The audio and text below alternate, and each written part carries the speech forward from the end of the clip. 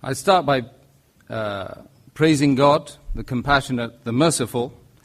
Assalamu alaikum. Peace be upon the whole gathering.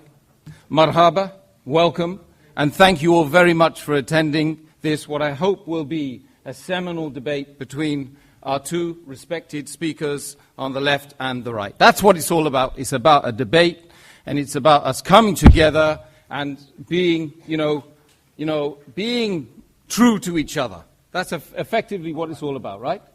Yeah? You're in for that? You're in for that, man? Good. That's great.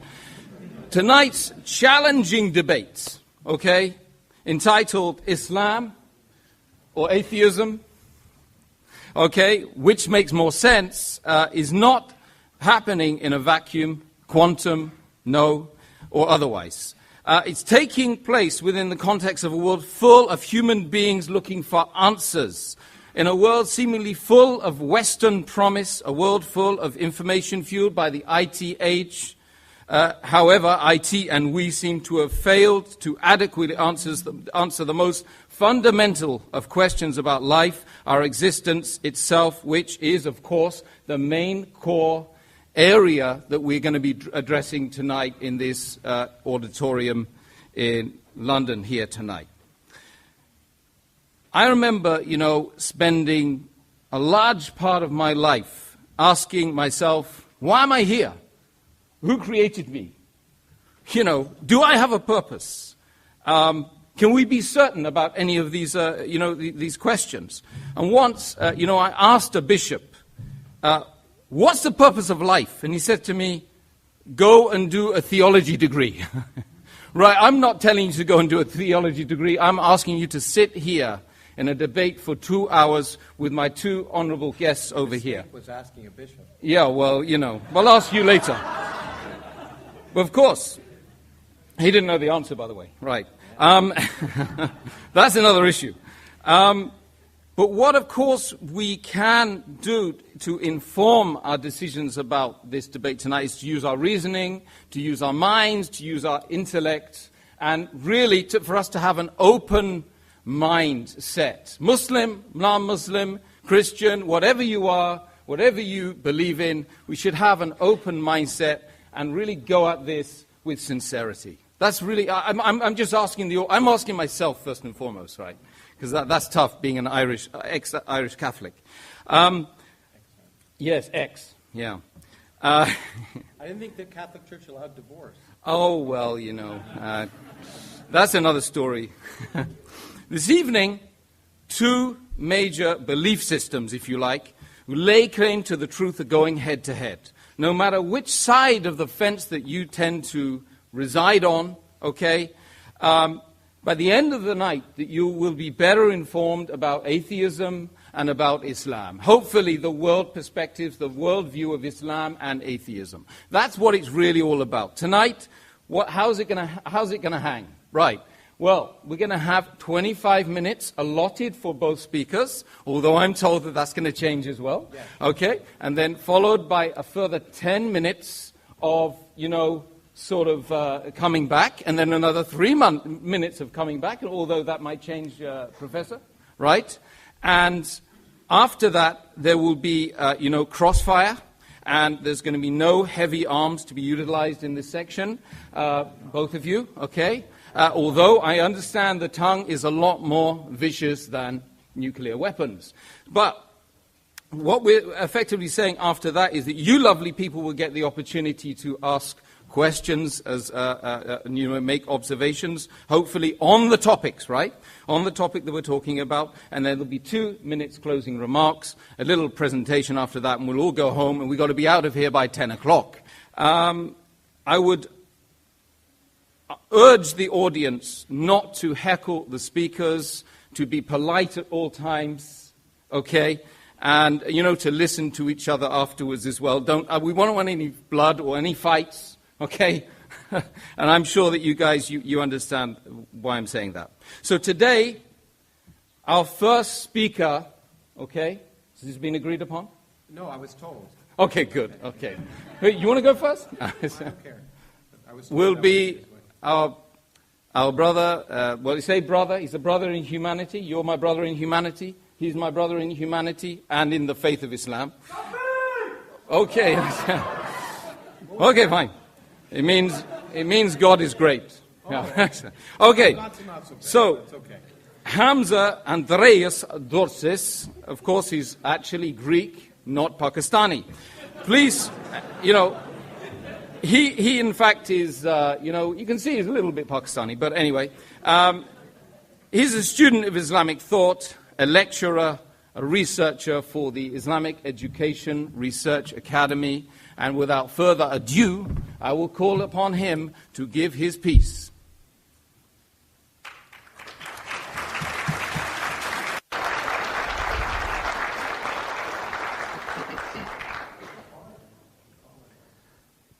إن الحمد لله والصلاة والسلام على رسول الله. To proceed, respected Professor Krauss, guests, brothers and sisters, friends, relatives, I greet you with the warmest Islamic greetings of peace. Assalamu alaikum wa rahmatullahi wa barakatuhu. Which basically means, may the peace and blessings of God be upon you all. Today's question, Islam or atheism, which makes more sense? I would argue that if we use our reason, our rational faculties, we will definitely come to the conclusion that Islam makes more sense. And I'm going to use two simple arguments to verify that claim. Argument number one, Islam makes sense of the origins of the universe.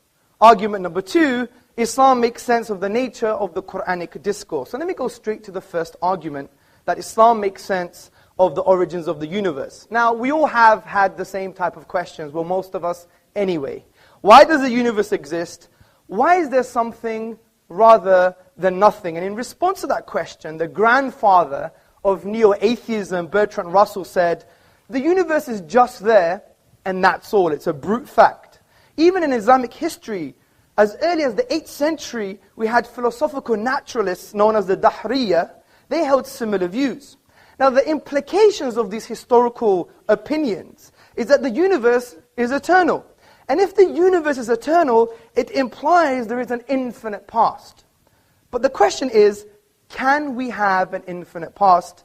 Does the infinite make sense in the real world? Now, the assertion that the universe has an infinite past is absolutely irrational.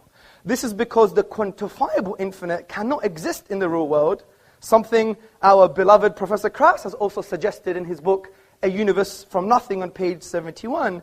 He says clearly, the energy of empty space, or anything else for that matter, cannot physically be infinite. So we have to figure out a way to do the calculation to get a finite answer. Now, to highlight why the infinity or the infinite doesn't exist, take the following examples into consideration. Imagine we have, for example, an infinite number of Professor Krausses in this room. And if I were to take 5 Professor Krausses away, how many do we have left? Well, some mathematicians may say, well, we still have an infinite number of Professor Krausses. Logicians will say, we have infinity minus 5. But what stops me practically removing 5 Professor Krausses away from this room? Nothing. And if I do, there should be less than infinite, but there isn't, therefore it leads to absurdities and contradictions. Take this other example into consideration. The distance between myself and Professor Krauss. We can potentially split this distance into infinite parts, but I can actually traverse the finite distance, which shows, as Aristotle, the Greek philosopher, said, that the infinite is potential, never actualized. And in light of this, mathematicians Kasman and Newman said, the infinite certainly does not exist in the same sense that we say there are fish in the sea. And this leads to our deductive argument. Now, for those who don't know, a deductive argument is a conclusion that necessarily follows from its premises. And to deny a valid and sound deductive argument is equivalent of denying reality. So listen to the deductive argument. Number 1, an actual infinite cannot exist. Number 2, an infinite history of past events is an actual infinite. Therefore, an infinite history of past events cannot exist. Therefore, the universe is finite. Therefore, it had a beginning. Now, this is a deductive argument.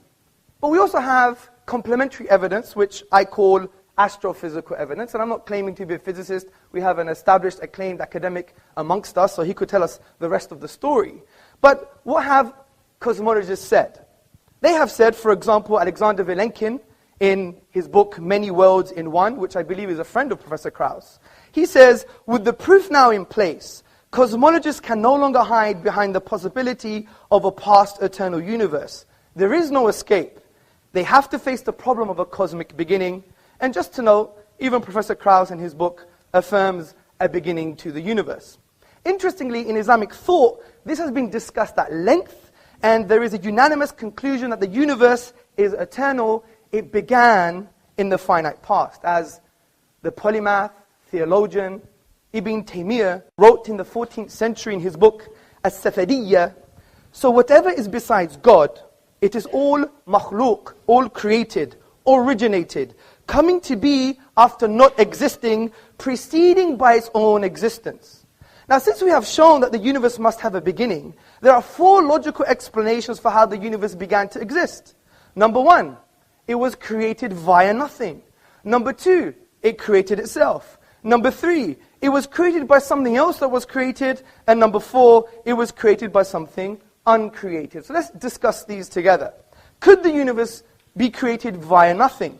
Well, first and foremost, what do we mean by nothing? By nothing we mean the absence of something, and in this case, the absence of the universe. Now, why does our definition make sense? This is because we have deductively argued that the universe began, and therefore it was once not there. There was an absence of the universe. This is undeniable due to the deductive nature of the argument. So based on our definition, I think we can conclude that the universe coming into being or existence via nothing is impossible on logical, rational, and I would even argue empirical grounds. You could discuss this mathematically, for example. What is 0 plus 0 plus 0? It's never going to be 3. It's 0.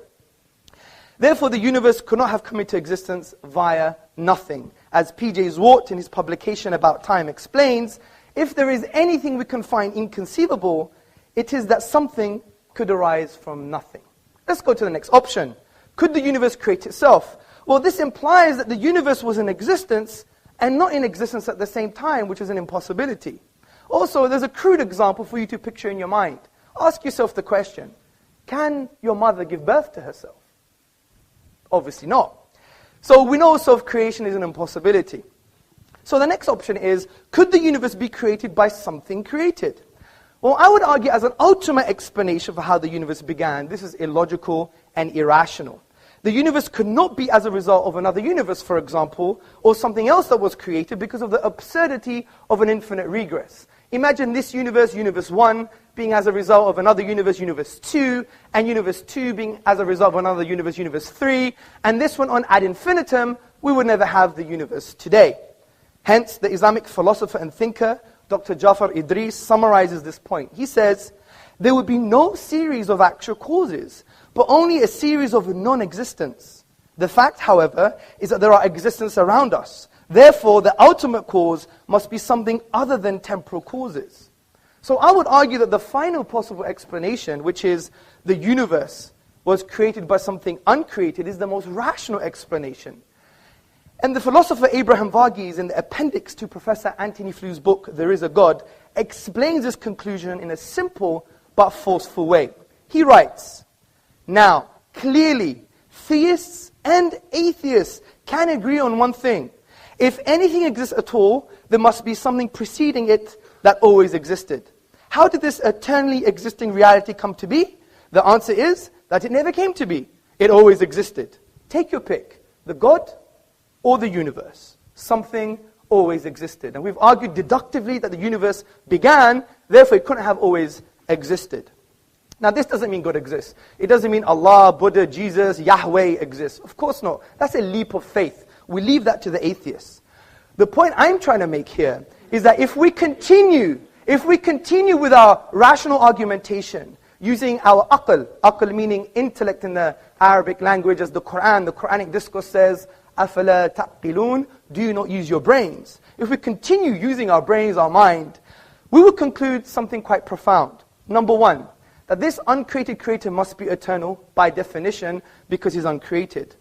Number two, he must be transcendent. As Ibn Taymiyyah, the 14th century philosopher and theologian, said, he must be distinct and disjoint from the universe. For example, if I were to create this lectern, do I become the lectern? No.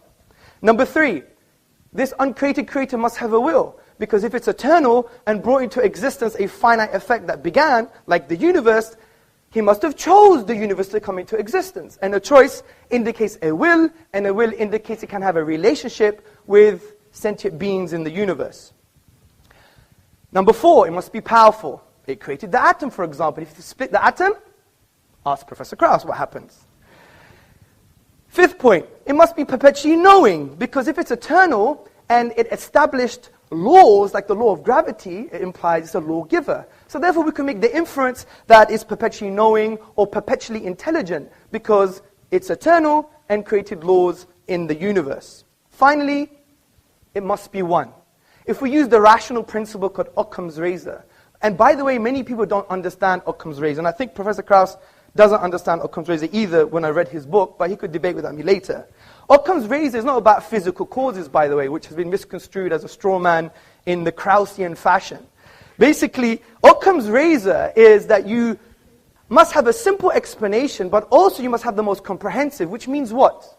It actually means that it has to have greater explanatory scope and explanatory power, because it can be complex, because it may deal with most of the questions. But concerning this reality about the oneness of the divine, the argument that the creator must be one is simple and far more comprehensive. If you say 2 or 3 or 4, then it's not simple anymore, and it doesn't answer all the questions. In actual fact, it creates far more questions than it answers, such as, how do 2, 3, 4 causes co-eternally exist? It doesn't make any sense. So I think we've concluded what the Quran concluded 1400 years ago, that there is a creator, he's one, he's unique, and he's transcendent. As the Quran says in the 112th chapter, say, he is God, the one, the unique, God, the eternal, absolute. He begets not, nor is he begotten, and there is nothing like unto him. Now before I move on to my next argument, I really want to have a nuanced discussion, a very nuanced discussion, which means if someone offers to talk to you, you have to talk to them back. And I wasn't offended, but I found it slightly childish when I asked someone in this room for us to have a chat, and he wouldn't have a chat with me, which I think is not very nice. But that's another story. And I want to do with some contention so we transcend this kind of what I would call atheist cliches. So what's the first atheist cliche? The first atheist cliche, I call it the Professor Krauss nothing cliche. And if you read his book, you will see that Professor Krauss was a highly acclaimed academic. I mean, I am nothing compared to him. That's true. He's right. 1 second. By the way, him making a statement is not an argument. I don't know why you're clapping like someone who's obedient slave. 1 point. Please, I have a time to keep.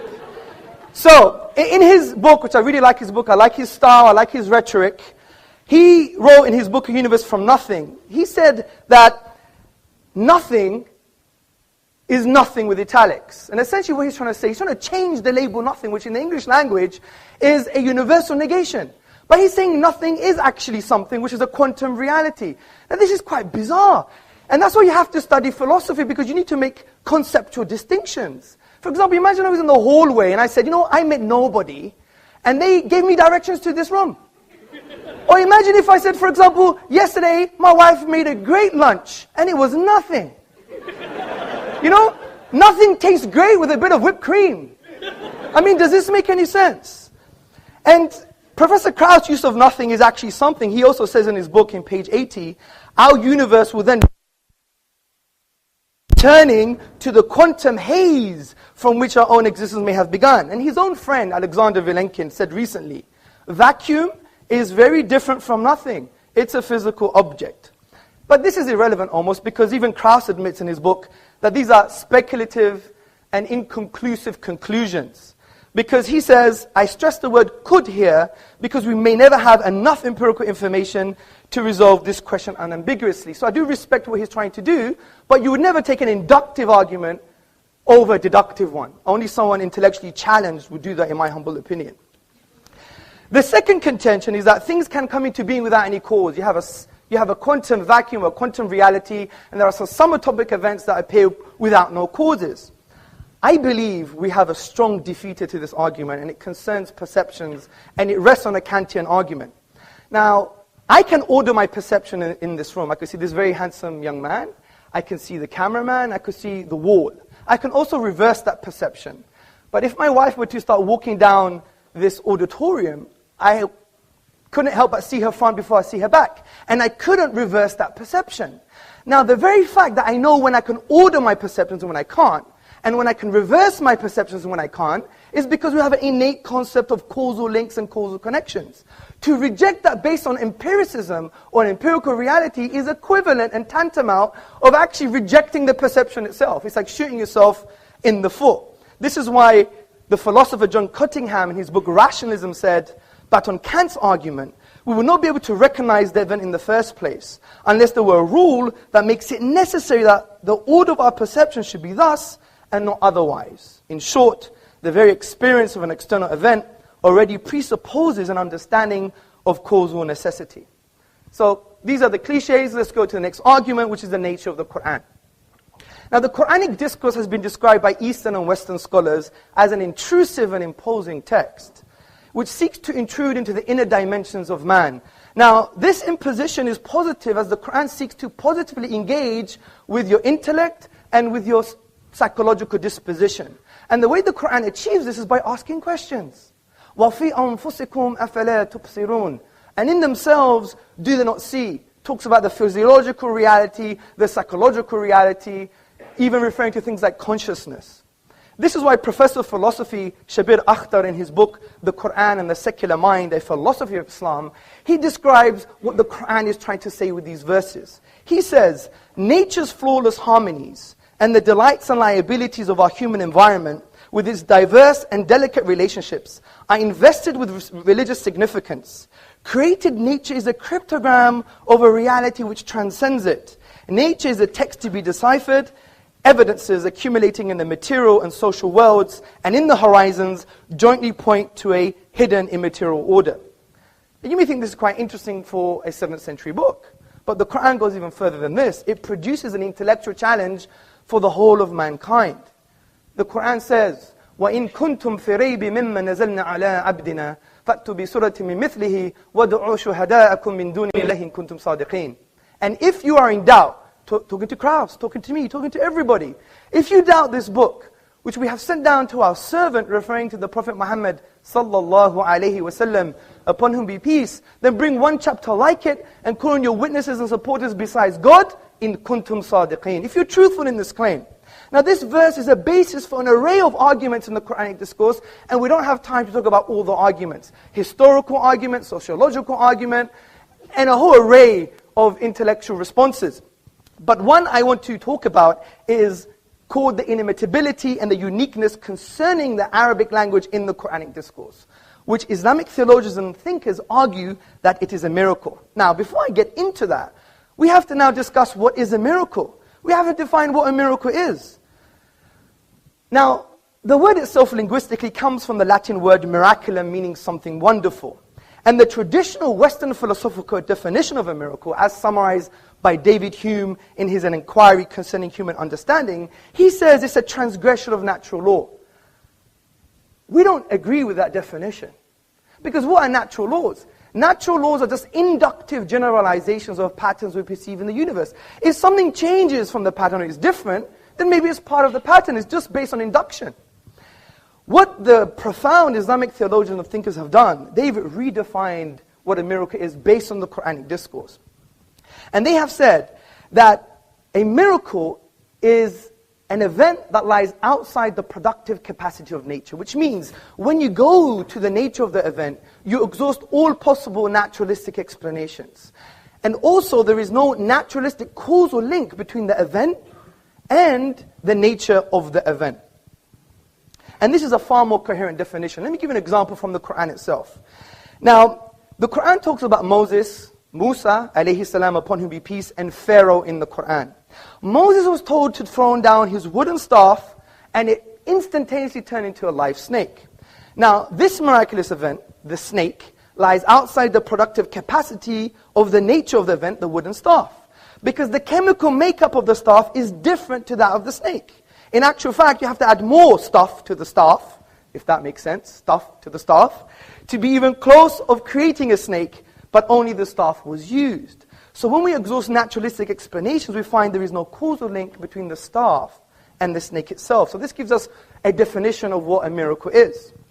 Now this applies to the Quran's use of the Arabic language, because the Quran cannot be described as any of the literary forms of the Arabic language, which include saj'a, rhyme prose, mursal, straightforward speech, maqama, a combination of metrical and non-metrical speech, and the al-bihar, the 16 rhythmical patterns of classical Arabic poetry.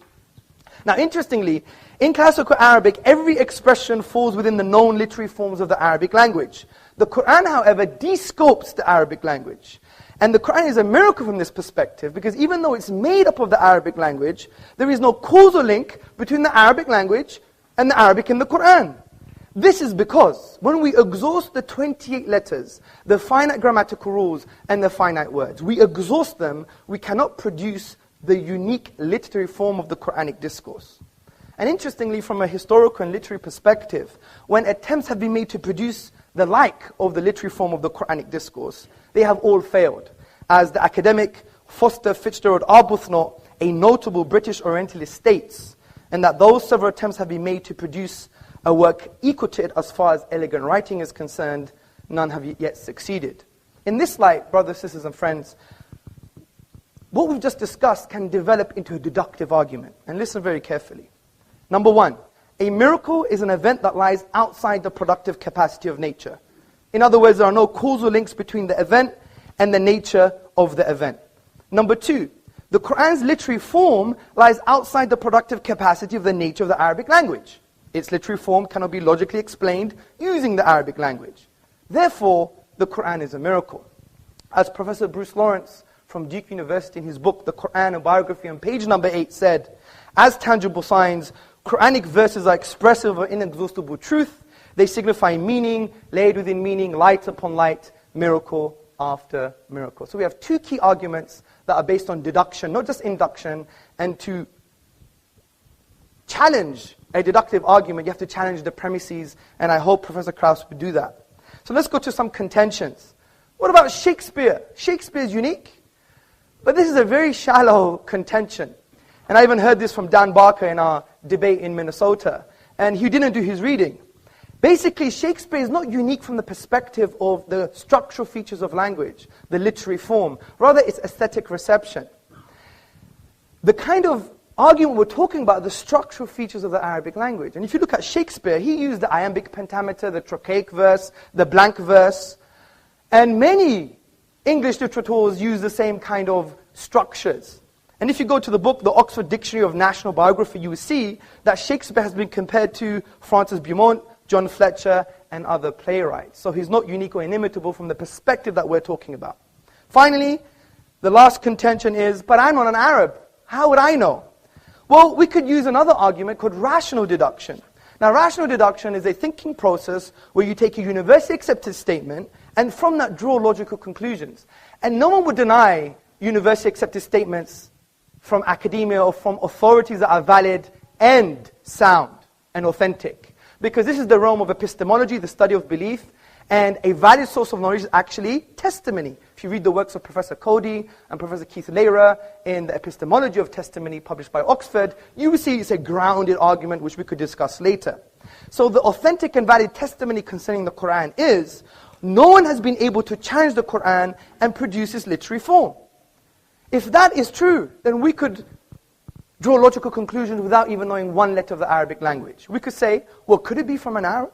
Could it be from a non-Arab? Could it be from Muhammad upon whom be peace? Or is it from the divine reality? We know it couldn't be from an Arab because they all failed, especially the best Arabs at the time. We know it can't be a non-Arab because you have to know Arabic. We know it couldn't be from Muhammad upon whom be peace because all human expression, if you have the blueprint, you can replicate it. Just look at some replicas of Picasso and Monet in art.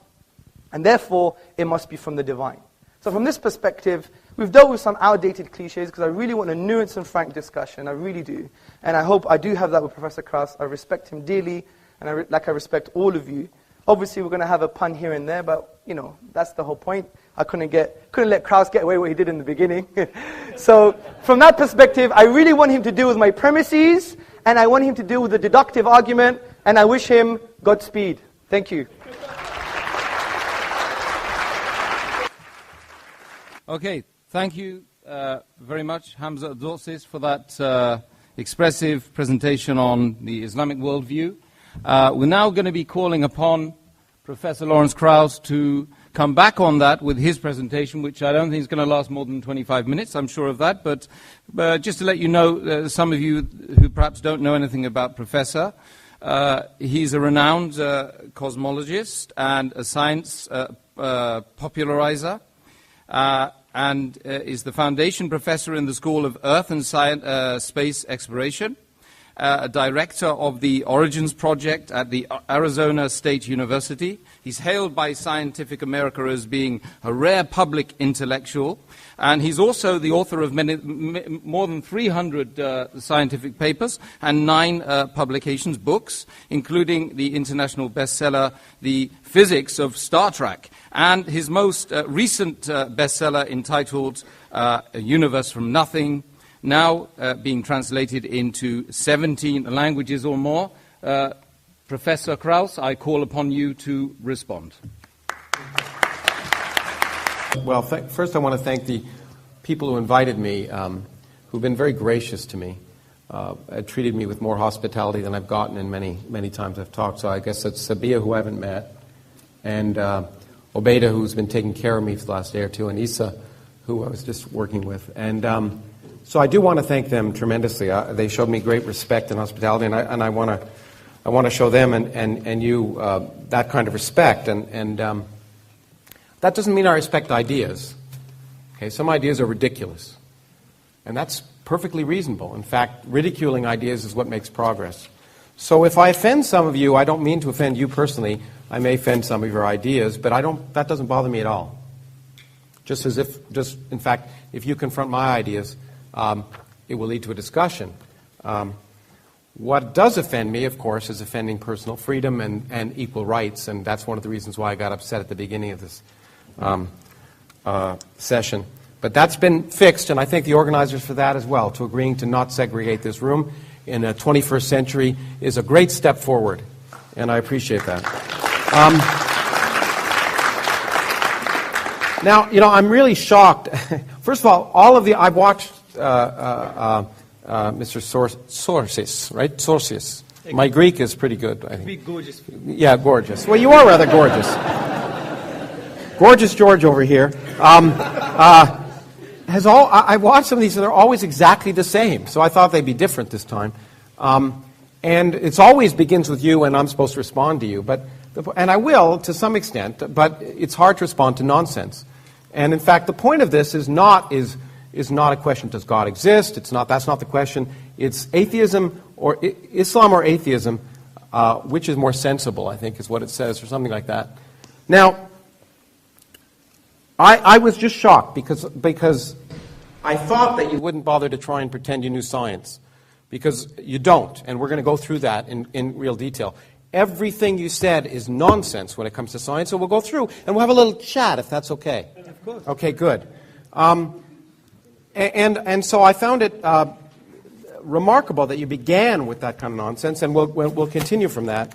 But let me just first begin with the fact that the premise of this debate is in some sense inappropriate, because it suggests two things. First of all, it suggests that Islam is something special, and it isn't. It's not special at all.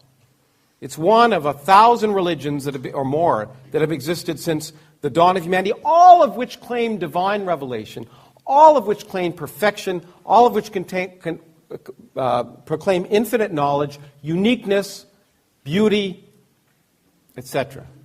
So Islam is just a religion like any other religion. And there's no difference.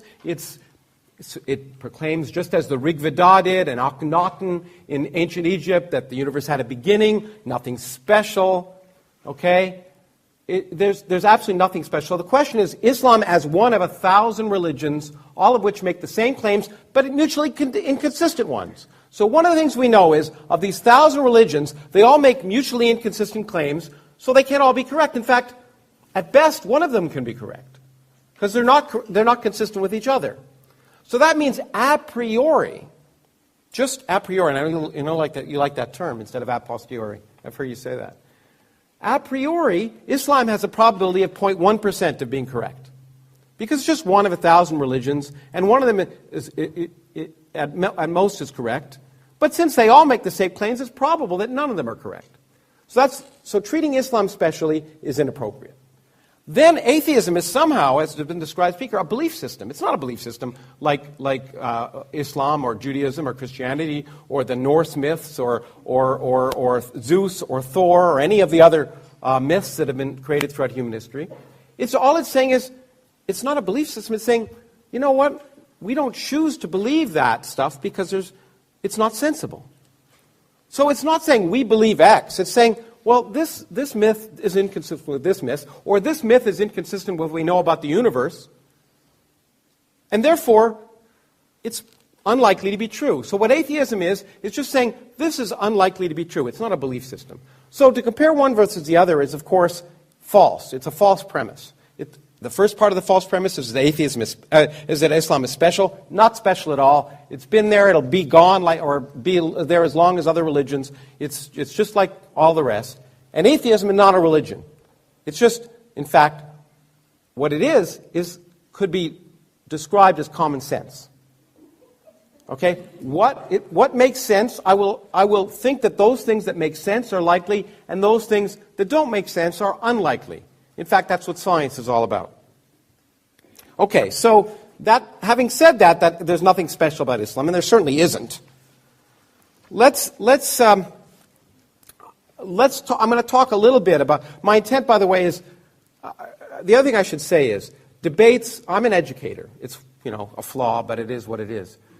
That means I believe in actually trying to illuminate ideas and lead to discussion, critical thinking, and eventually learning things and increase in knowledge. Debates aren't meant for that.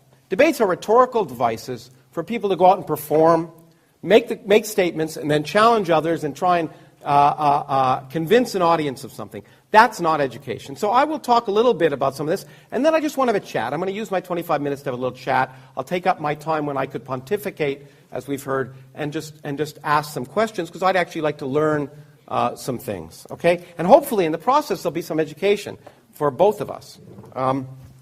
So the first thing I want to say, however, I want to clear up some misconceptions. This idea of deductive arguments, which sounds good, is not the way we learn about reality, okay? Deductive arguments just don't work. They lead to irrational actions. In fact, if we discuss what common sense is taking your beliefs to conform to the evidence of reality so that you will make rational actions. If you force your reality to conform to your beliefs, you will make irrational actions.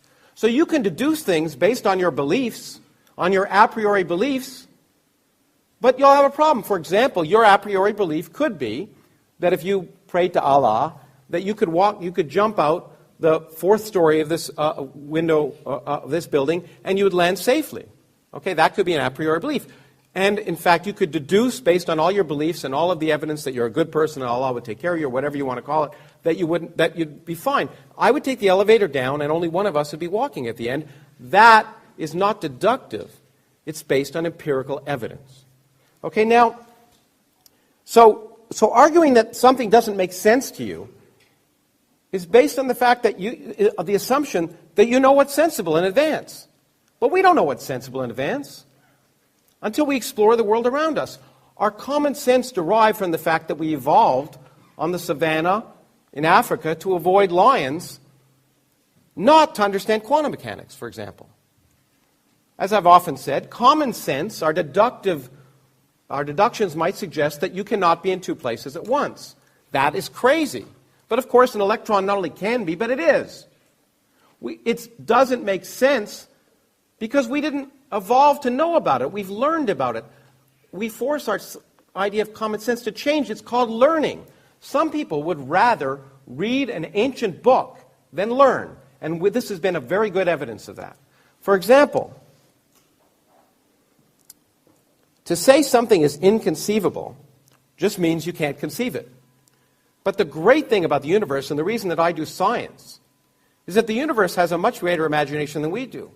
In fact, there are more things in heaven and earth than are dreamt of in your philosophy. And that's what's wonderful about the universe. Things that are inconceivable happen all the time. And what that does is that expands our mind. And expanding our minds to conform to the evidence of reality is common sense. And that's what, when you call atheism, that's what that is. That's just saying, I'm going to accept the evidence of reality, and if something seems like it contradicts the evidence of reality or is irrational, I should question it. Now, there are a lot of ideas which gorgeous George over here, no, Mr. Sorsish. Zordzis. I've been to Istanbul and I'm trying to learn Turkish, but Zordzis. Mr. Zordzis. It's okay. Do you speak ancient Arabic, by the way? I could read and do a bit of grammar. A bit of grammar. You don't speak it then? No. So your presumption that it's beautiful ancient Arabic is just a presumption. You actually don't know what you're talking about. No, it's okay. I'll respond. Okay. I just wanted to ask that question because I don't speak Turkish. I wanted to see if you spoke ancient Arabic. Well, I just want to ask, do you speak ancient Arabic? Yes, I do. Fluently? No, but I do speak it. Okay, but not fluently. كيف حال?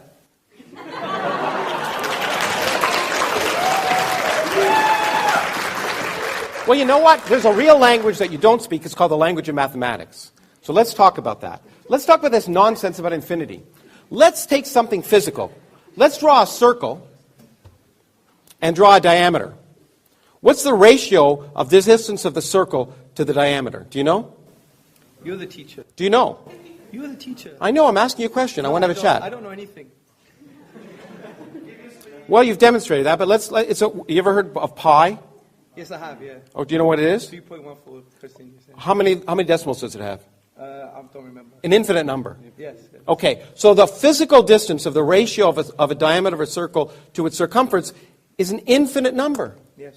What do you know? Now, when we talk about, what's amazing to me is you quoted Aristotle as the basis of science. Of course, Aristotle was the one that told us objects fall in proportion to their weight, because he actually didn't do the experiment. He deduced it based on what he wanted. Galileo, of course, did the experiment, right? And we know, let's do the experiment here in front of you. So I'm going to take this object and this object. Yes. Aristotle would tell me which would fall first. Will you tell me which would fall first? Guess, okay. If you don't know. The book. Okay, look, you were right. Great. Okay, good. Why? Because there's resistance. Resistance to what? To the paper, right? Okay, exactly. Aristotle didn't know that. Yes, he didn't. Okay. Aristotle also claimed that infinity was impossible because indeed, as you pointed out, the distance from you to me could be divided into a half, and then a quarter, and then an eighth, and then a 16th, and that's an infinite thing. It makes it impossible. Yes. Well, the thing that Aristotle didn't know how to do, and you don't know how to do, is to sum an infinite series. 1 plus a half plus a quarter plus an eighth plus a 16th adds up to 2. Yes. Okay, so that kind of argument that infinity is impossible, it just doesn't make sense mathematically. Infinities do occur. Now, it is true in my book that I said infinite density or infinite energy is a concept that appears to be in contradiction with the evidence of physics. But that doesn't apply. All infinities are impossible. In fact, space could be infinitely large. There's no presumption that space isn't infinitely large. It could be. What we now know about physics suggests it probably isn't, but there's no law of physics that says space can't be infinitely large. So this notion that you deduce that infinity is impossible because you don't like it is just not the way the world works. Because infinities happen all the time, whether you like them or not. Not only that, it doesn't lead to irrational actions. Mathematicians have a way of dealing with infinity. We can add infinities. We can take numbers and an infinite series. That, for example, the series 1 plus 2 plus 3 plus 4 plus 5 plus 6 plus 7 to infinity actually has, in mathematical terms, can have a finite sum. It's minus 1/12, if you wanted to know. Okay? It may not seem logical to you. It may seem inconceivable to you that the sum of a series of positive terms, each of which is bigger than 1/12, could end up being minus 1/12. But the fact that it's inconceivable to you just means you're ignorant. Thank you. Okay. Now, this idea that Occam's razor suggests, first of all, Occam's razor is not a principle of science. Okay, it's a nice idea that you should try for the simplest answer to any question, and physicists try and use that. Sometimes the simplest answer doesn't work. In genomics, for example, it'd be nice if every gene, in fact, you talked about more than one cause for an effect. It'd be nice if every gene, every disease was caused by a single gene. One of the reasons that genomics is so difficult is we've discovered there's a complex interaction of genes, so that in fact, that there are many separate causes of most diseases. There are very few diseases that have a single cause. But in fact, you know what is simpler than the number 1? The number 0. 0 is a much simpler reason that there's no cause. Okay, so if you really wanted to apply Occam's razor, in fact, you'd apply no causes. Now, you also use the term causality, which is a term I understand. You didn't define it. Do you want to define it? I may do. Well, why don't you do it now? I don't want to give you that favor. Oh, I thought we were going to have a chat. Yeah, but I want to have a chat, not a chat. So it's less rhetoric, more connection. No, let's have a chat. No, I think when we talk about rhetoric, we were talking about the lecture you just gave. I want to have a chat. I'm asking you a question. Do you know what causality means? You use the term. Yes. Okay. Well, I mean, if you use a term, you should know what it means. Yes. Okay, I have my you use definition. I have my definition. Okay. Well, I'll define, and that's cause precedes effects. Does that sound good? No, that's the wrong definition. Okay. Well, I'd like to learn what it is. Well, for example, there's an interesting book about the quantum physics and causality, and the philosophers and philosophers of science and scientists have disagreed on a specific definition. So they've reduced back to a fundamental definition. Do you want to have a chat a chat? You quoted a book on physics. Yeah, I haven't finished yet. Physicists don't disagree about the definition of causality. Have you presumed your results here? Do you really want to connect with me as a human being? No. But you've asked me a question, you're answering it for me? I mean, come on. You quoted physicists. Go on. I said scientists. Okay. Now, which is the same, I agree. Now, so from my limited knowledge, and I do believe it is limited, of course, is that the agreement has been on something which produces an effect, which includes, therefore, you can have something called asymmetric spontaneous causality, where the cause exists prior causally, but not prior temporally. So there is a whole range. What's prior causally, not prior temporally? Prior causally means that there is I'll give you an example. The Kantian example was you have an infinite ball that's on an infinite pillow. Now, they both, time doesn't exist here, but you're not going to say the indentation is not as a result of the ball. So there is a causal dependency there, and time is out of the window. So we could discuss causality until the cows come home, but it's not as simple as what you're trying to say in terms of that. It doesn't presume temporality, do you see?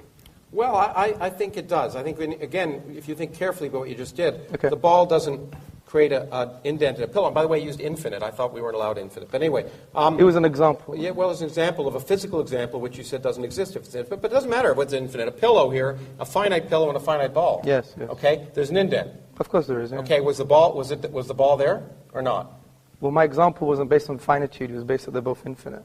Well, but if the ball isn't on the pillow, it doesn't create an indent, right? Yeah, of course, yeah. Okay, so it had to be. So was it put on the pillow or not? Well, that's irrelevant. You're damning the example. Well, that's a logical fallacy. No. Get the point I'm trying to say. Is that the physical causes have physical effects. So either the ball is on the pillow or not. Now, the point about causality is that the interesting aspect of it is that's an interesting physical question. But what if there's no before? Let's take, you talked about the cosmology. So let's take general relativity, whose equations I'm sure you don't know. And I said I don't know anything. The beginning, you made it very clear that the beginning of the universe is very important. You deduced it, but in fact, deduction doesn't matter. The point is, the universe, our visible universe, did have a beginning because we can measure it.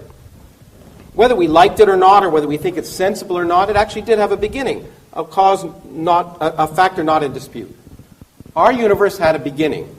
Now, however, the laws of physics tell us, right now, if we extrapolate back to the beginning, that if we took it at face value, that time didn't exist before t equals 0.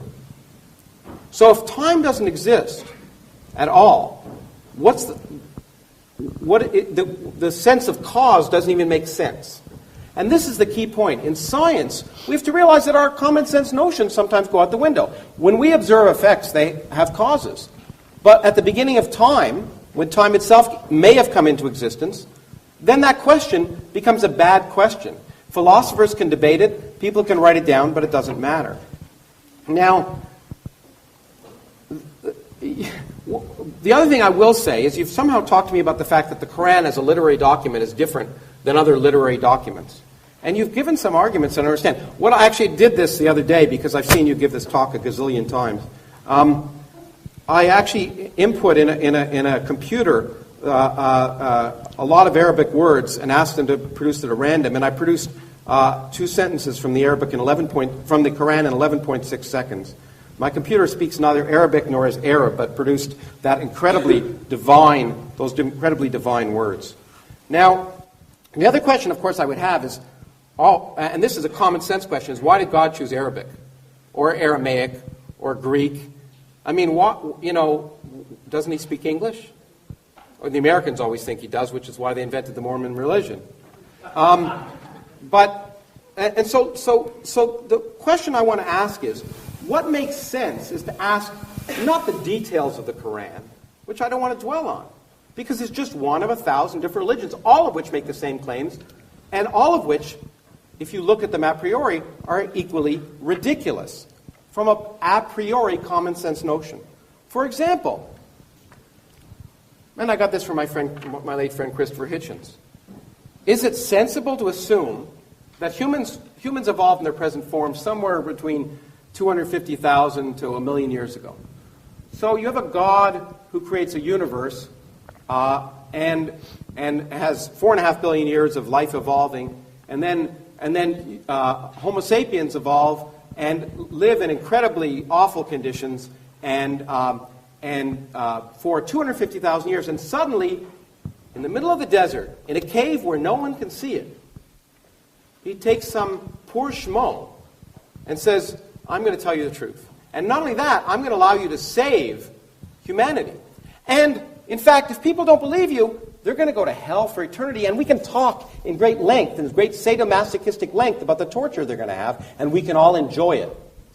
Now, what about all those poor 250,000 years of people, of real people who were struggling to exist and survive, those poor people who were existing before that God decided to give his revelation to Muhammad? Why that? Why would a sensible God wait that long? And of course, the interesting question you have to ask is, why are the revelations always done when no one can see them? If you're asking a court of law, you'd say, well, you know what? It just doesn't make sense. Why don't once it doesn't call down from the sky so everyone can hear them? Why is it always given to people in private who then claim they've had a revelation? Now, why should I believe Muhammad's revelations any more than anyone else's? In fact, there's a young woman in the United States, in my country, who, as you know, had a revelation. You may know this. She had a revelation. God told her to drown her 4 children in a bathtub. And she did. Because God told her. She heard it. She heard it. She had a revelation. It was real. She heard words of incredible harmony and beauty that she'd never experienced before in her life, and she drowned her 4 children. Okay, now she's in a mental hospital for good reason. Because there's no evidence. There's no that a sensible person would believe to suggest that God was telling her to drown the 4 children. Now, let me ask you, do you think Sharia law should be instituted? Oh, it depends how you define Sharia law. Do you know anything about Sharia law, sir? Well, I was going to ask you about it. I will teach you in the next round. Okay, good. Do you think, for example, that blasphemers should be punished?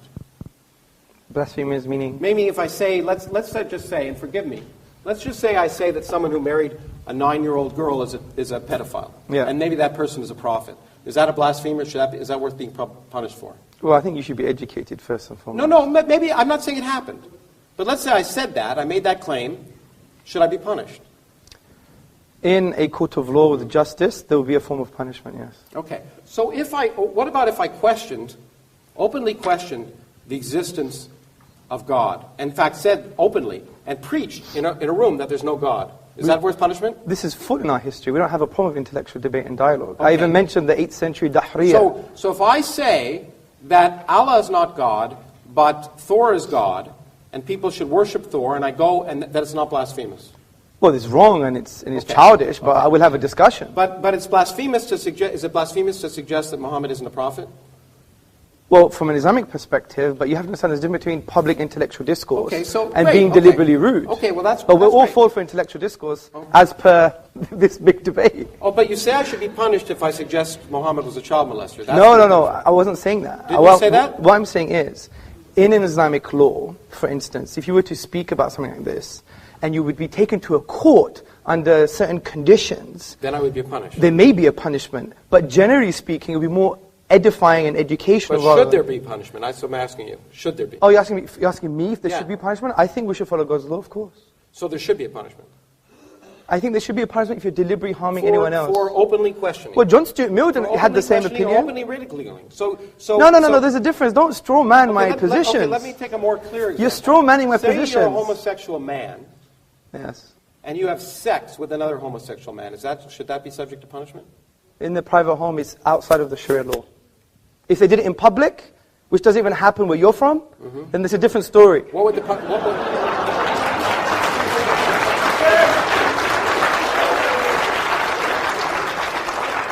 Where am I from? Where am I from? Well, you are from the United States of America. Oh, I see. Yeah. And so it doesn't even happen in where I'm from. Now that's rude. But in any case, how's that rude? I thought you're an empiricist. It does happen where I'm from. All the stats. So two people in Arizona are out in the desert having sex because they really get turned on, and they're both men, and they have sex together. Yes. Okay? Is that punishable? If there's no one in the desert, no, it's not. Okay, let me ask you another question. Is homosexuality wrong? In the Islamic tradition, it's a sin. Okay, now here's an idea of why common sense should tell you that Islam, like many other religions, is not common sense. Because, of course, homosexuality is perfectly natural. In all animal species, almost, it's natural. It occurs with a 10% frequency.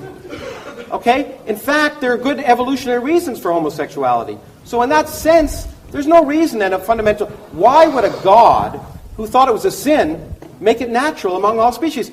I don't think the sheep, by the way, which 10% of sheep are long-term homosexual relationships. Okay?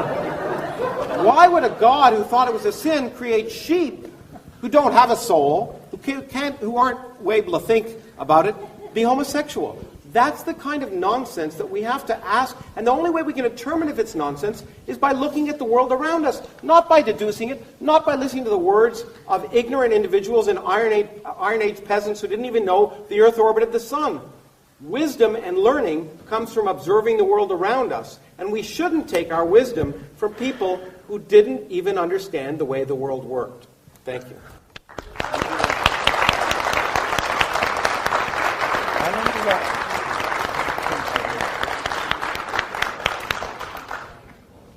Professor Krauss, thank you very much for your presentation on the atheist worldview. It's not a worldview. I think it was actually more like a dialogue, nice to chat between you two guys. Actually, I was wondering whether I should jump in and stop you guys. You know. Anyway, I'm sure Aristotle and Plato did the same thing. But now we've got something to sort of come back on from Professor. He's given a lot of food for thought, and no doubt Hamza. In about 10 minutes, thank you. Possibly come back and answer some of those contentions brought up by Professor Krauss.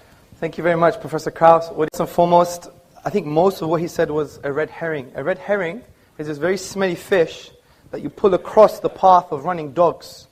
And the reason it was a red herring, because he said that I spoke about science. I specifically said he knows better than I do. I specifically didn't use it as my key argument for the finitude of the universe, and he wanted to correct me on something that I didn't even mention myself. This is what you call, not rhetoric, not intellectual argument, it's what you call sophistry. It's rhetoric with crap, frankly. Now, and I'm not saying it to be rude, because it's a typical Kraussian fashion. A Kraussian fashion trying to win over the whole audience, make a hoo-ha in the beginning. And, imagine I did that when I walked into, one day I had interfaith dialogue. And imagine I walked into a Jewish mosque or a hall that was public, And I basically said, I don't want to do things your way, but I want to discuss with you, but I'm not going to do things your way. Is that tolerance? Is that how you connect with other people? He wants to know about our tradition, but he won't even ask them, why do you have this? And another straw man, justice and equal rights. You think they're saying that because they don't have any justice or equal rights? My wife is up there, ask my wife. What's the matter with you? See, these presumptions from Fox News, you're an academic, but when you talk about Islam, it's based on the Fox News narrative, and I'm going to expose this in a minute. Now, the first point I want to make.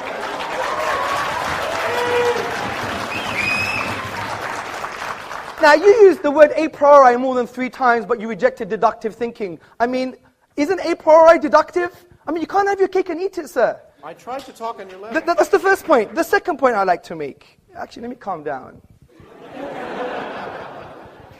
The second point I would like to make is that, see, we're not rejecting inductive arguments. Of course we're not. You're forgetting the inductive method, the scientific method. Do you know where it came from, sir? Do you know where it came from? I know. In fact, there's a remarkable scientific mathematical tradition in the Arab world, if that's what you're going to talk about. I'm going to talk about Ibn al-Haytham in his book on optics. Sure. Yeah. Read the works of David Lindbergh and others, historians of philosophy and science. And they say it came from Islam. You know why? Because Islam doesn't reject... No, they came from the Arab world. They didn't come from Islam. Well, let me give you the link. Let me give you the link. Okay? أَفَلَا يَنْظُرُونَ إِلَى الْإِبِلِ كَيْفَ خُلِقَتْ. Have you not seen empiricism, the creative thing like a camel, and how it was formed or how it was created? This was the basis and this was the poetic justification for the entire scientific method. As Muslims, we go where the science takes us. But we're not stupid. Deductive arguments, they are necessarily true. If you wanted to discuss my argument, you had to break down the premises, which you didn't. You just talking about the infinite and the circle and the circumference. I knew you were going to do this because it's all mathematics. You remember what I said? No, it's a physical circle. Yeah, but let me make a point. I said the quantifiable infinite cannot be actualized in the physical world, something that you agreed with. 1 second. And I said there's nothing wrong with the qualitative infinite. And qualitative infinites can exist infinitely. For example, mathematicians discuss. Yes, so where's the infinite there? That's the length. You think this is a length is a physical quantity? That is. Length a physical quantity? That is, yeah. Okay, the length of this and the length of that, okay, the ratio of those two lengths is an infinite number. Yes, of course it is. Okay. But what is that length? What is that length? 1. This is a length 1. Is 1 Krauss. Okay, can you... These are pi Krauss. 1 second. Can you measure the straight line and can you measure the circumference?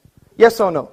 I can measure it. Well, that's quantifiable. Yeah. What you're talking about is in the realm of mathematical realm of discourse, which has axioms and conventions, which makes sense. I'm not disagreeing with that. I'm agreeing with what you already agreed with in your own book, which from a quantifiable, discrete perspective, you can't have an infinite. That's the point I'm trying to make. Discrete. The discrete parts. But who says it has to be discrete? Oh, but that's your presupposition. That's your presupposition. Actually, you brought your assumptions, Fox News, by the way, and other stuff, and you think you've got an answer. I have time. Let me finish this, please. Okay, because we're going to teach you different calculus. Newton invented a long Yeah, time I know, ago. but calculus is based on axioms and conventions in the mathematical realm of discourse. It describes how things work. Yes. Let me make a point. So, that's the first point. Oh, dear. Okay, then you spoke about, for example, 0 is simple as Occam's razor. Again, you've misconstrued what Occam's razor is. Occam's razor is not only the simplest explanation, but it has to have greater explanatory scope and explanatory power. 0 has no explanatory scope or power concerning the origins of the universe from that perspective. I'll explain it how it does. The other point I like to make is you spoke about, for example, hell and justice, and look at all these people that are going to hell. Again, another huge straw man. You've misrepresented Islamic theology. We have a very nuanced theology, sir. I think the best thing to do, if you were sincere, you would have said, you know, Hamza, I don't get this. I haven't read this before. I'm just making my own mind up because I watch videos of Christopher Hitchens and he's an authority to me. I don't know much. Can you tell me what Islam says about this issue? That would have been better, wouldn't it? But again, it's a straw man. And when it comes to things like hell, we believe God is all just and all merciful, okay? No one disagrees with the concept of punishment, okay? You're not going to disagree with the concept of punishment, are you? So when it comes to people who haven't heard about Islam, there's a whole array of theologians like Ibn Taymiyyah and Al-Ghazali who said that there's going to be another form of justice for them. They may be tested on the Day of Judgment based on other prophetic traditions. It's not as simple as that. Okay, homosexuality is a sin. Again, you try to put words in my mouth, And that's not nice. That's not nice. I asked you questions. I didn't. You did, but I don't know if you try to answer them for me, which is quite interesting. Now, see, we don't believe homosexual tendencies per se, are sinful. It's the manifestation of the homosexual act in public is sinful. Because we believe in our theology, let me just make the point, that we're given a package. We all have tendencies. People have tendencies, the polygamous, for example, or other people have tendencies that may be seen negative or taboo. Other people have tendencies concerning various different things. So we believe this is a package that God has given us. But we have an empowering philosophy which says that God, when He gives you these tendencies, whatever they are, whatever kind of inclinations we have, we use our aql, our intellect, by understanding the divine reality and what He wants from us, because God would know me better than I know myself. And He would say, fine, you have these tendencies, this is how you shape them. This is how you control them. We don't believe in we should be agitated purely based on the bestial aspects of man, whether it's heterosexual or homosexual. And by the way, saying off to your mother is equivalent major sin as being a homosexual. So the point I'm trying to say is we don't condemn people per se. We don't say, I'm going to kill you. We appreciate every human being. They have spiritual needs, but we're not going to make up our own religion. We're not going to follow the Kraussian religion, whatever he says. We're going to follow the divine reality. If he says homosexuality is a sin, it's a sin. Just like drinking alcohol is a sin for the Muslim. Or, for example, being harmful to human beings is a sin. Right? Just because I have a tendency and I'm a martial artist and I want to harm people, does that mean now, God is wrong just because I have that tendency? I mean, that's not right. Anyway, I'm still looking for some strong counter-arguments you made to my points. There were no points to actually make any counter-arguments. Well, there were, because you didn't... okay, let's just put it simply. Infinity doesn't exist. Yes, it does. Okay. You didn't... No, I said the quantifiable infinite doesn't exist. I agree the infinite exists. Again, another straw man. The point I'm trying to say is this. We have a deductive argument that the universe is finite. If it's finite, it began to exist. If it began to exist, there are some logical possibilities. Please entertain those logical possibilities. If not, it's equivalent to you coming to my house, having a coffee, I'm talking to you, but you're talking to the window. And I know you have better morals and manners than that, because I know you're highly respected. And we do all respect you in some paradoxical way. But the point is, the point I'm trying to say, Professor Krauss, is that I think it's only fair if you want to pick and choose from the Fox News narrative that you actually trying to change that stance and say, right, what does Sharia law say? Do you have a book of Sharia law at home? I asked you so I could learn. No, but you were telling me. Do you have a book? Okay, do you have a book on Sharia law? No. And you make judgments, and okay, I have a book on atheism, I think it's based on nonsense, but I give you the intellectual epistemic respect to read your worldview. But you've come here blasé, you've come here blasé, almost arrogant, I don't want to judge you, and saying, it's all rubbish, I'm not going to take any of his arguments, I know better than you, which you said that, and I do agree in physics you do. And you've come here making judgments on Sharia law, you don't even have a book on Sharia law. That's why I asked questions.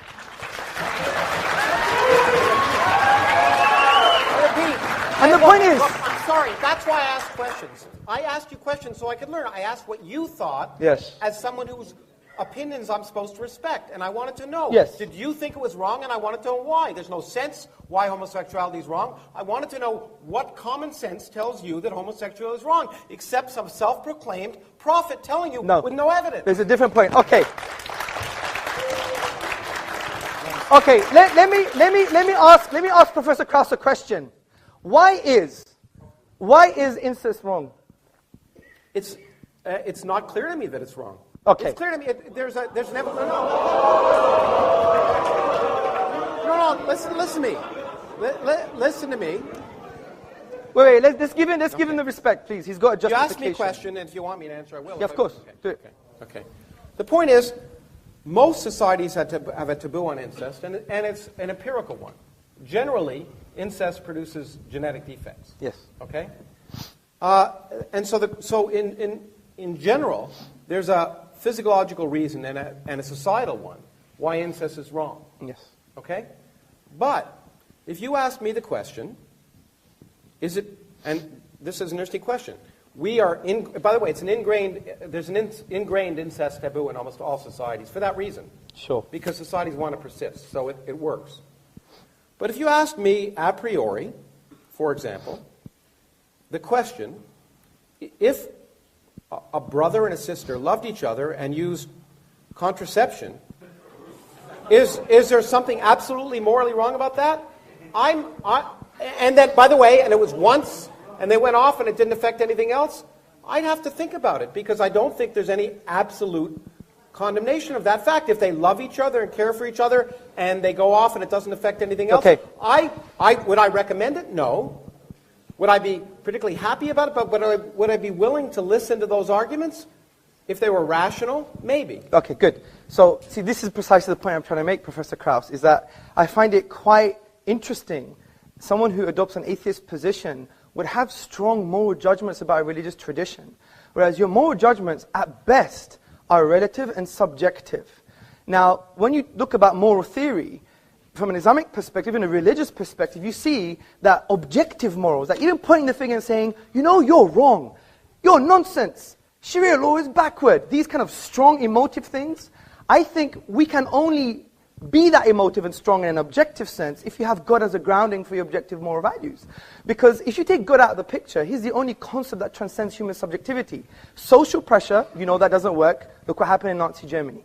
You know, for example, evolution makes it end up being ephemeral and empty. If you look at the philosopher of science, Michael Rules, he said, you think loving thy neighbor as thyself is like you're referring above and beyond yourself.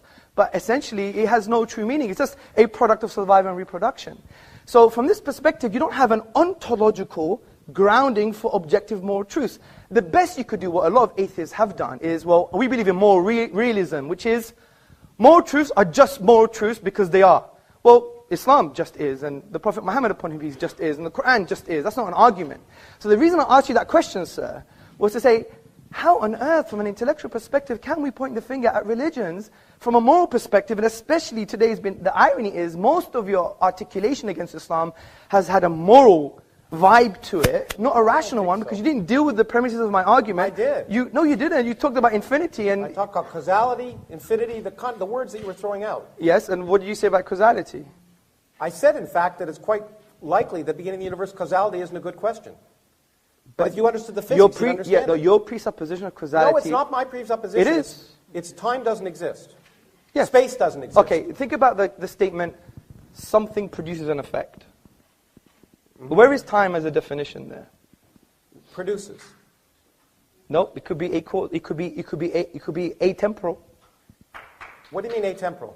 You explain to me clearly what you mean in a physical way. And okay? Don't just give me English language. Give me a physical example. Okay, let me give you, like your nothing is a physical example, yeah? Well, you haven't described what my nothing is yet. You read the preface, like a number of people did, but I don't know if you got very far. Actually, I read the whole book. I liked it. What's my nothing? Your nothing is... What is my nothing? Your nothing is quantum. No. It is. No. No space, no time, no laws, no nothing. But that's still a quantum haze. No. That is. No, there's no quantum. There's no universe. There's no universe. Nothing. Zero, zip, nada. So why did you say in your own book then that we will reduce to our own quantum haze? Hamza, can I Well, he took interrupt? a lot of my time. Yeah. Well, did you? It's kind of dissolving into a discussion. So we'll continue the discussion. Oh, we will do. No, of course. Okay. Yes. Okay. Thanks very much, Hamza. Please come and sit down, brother.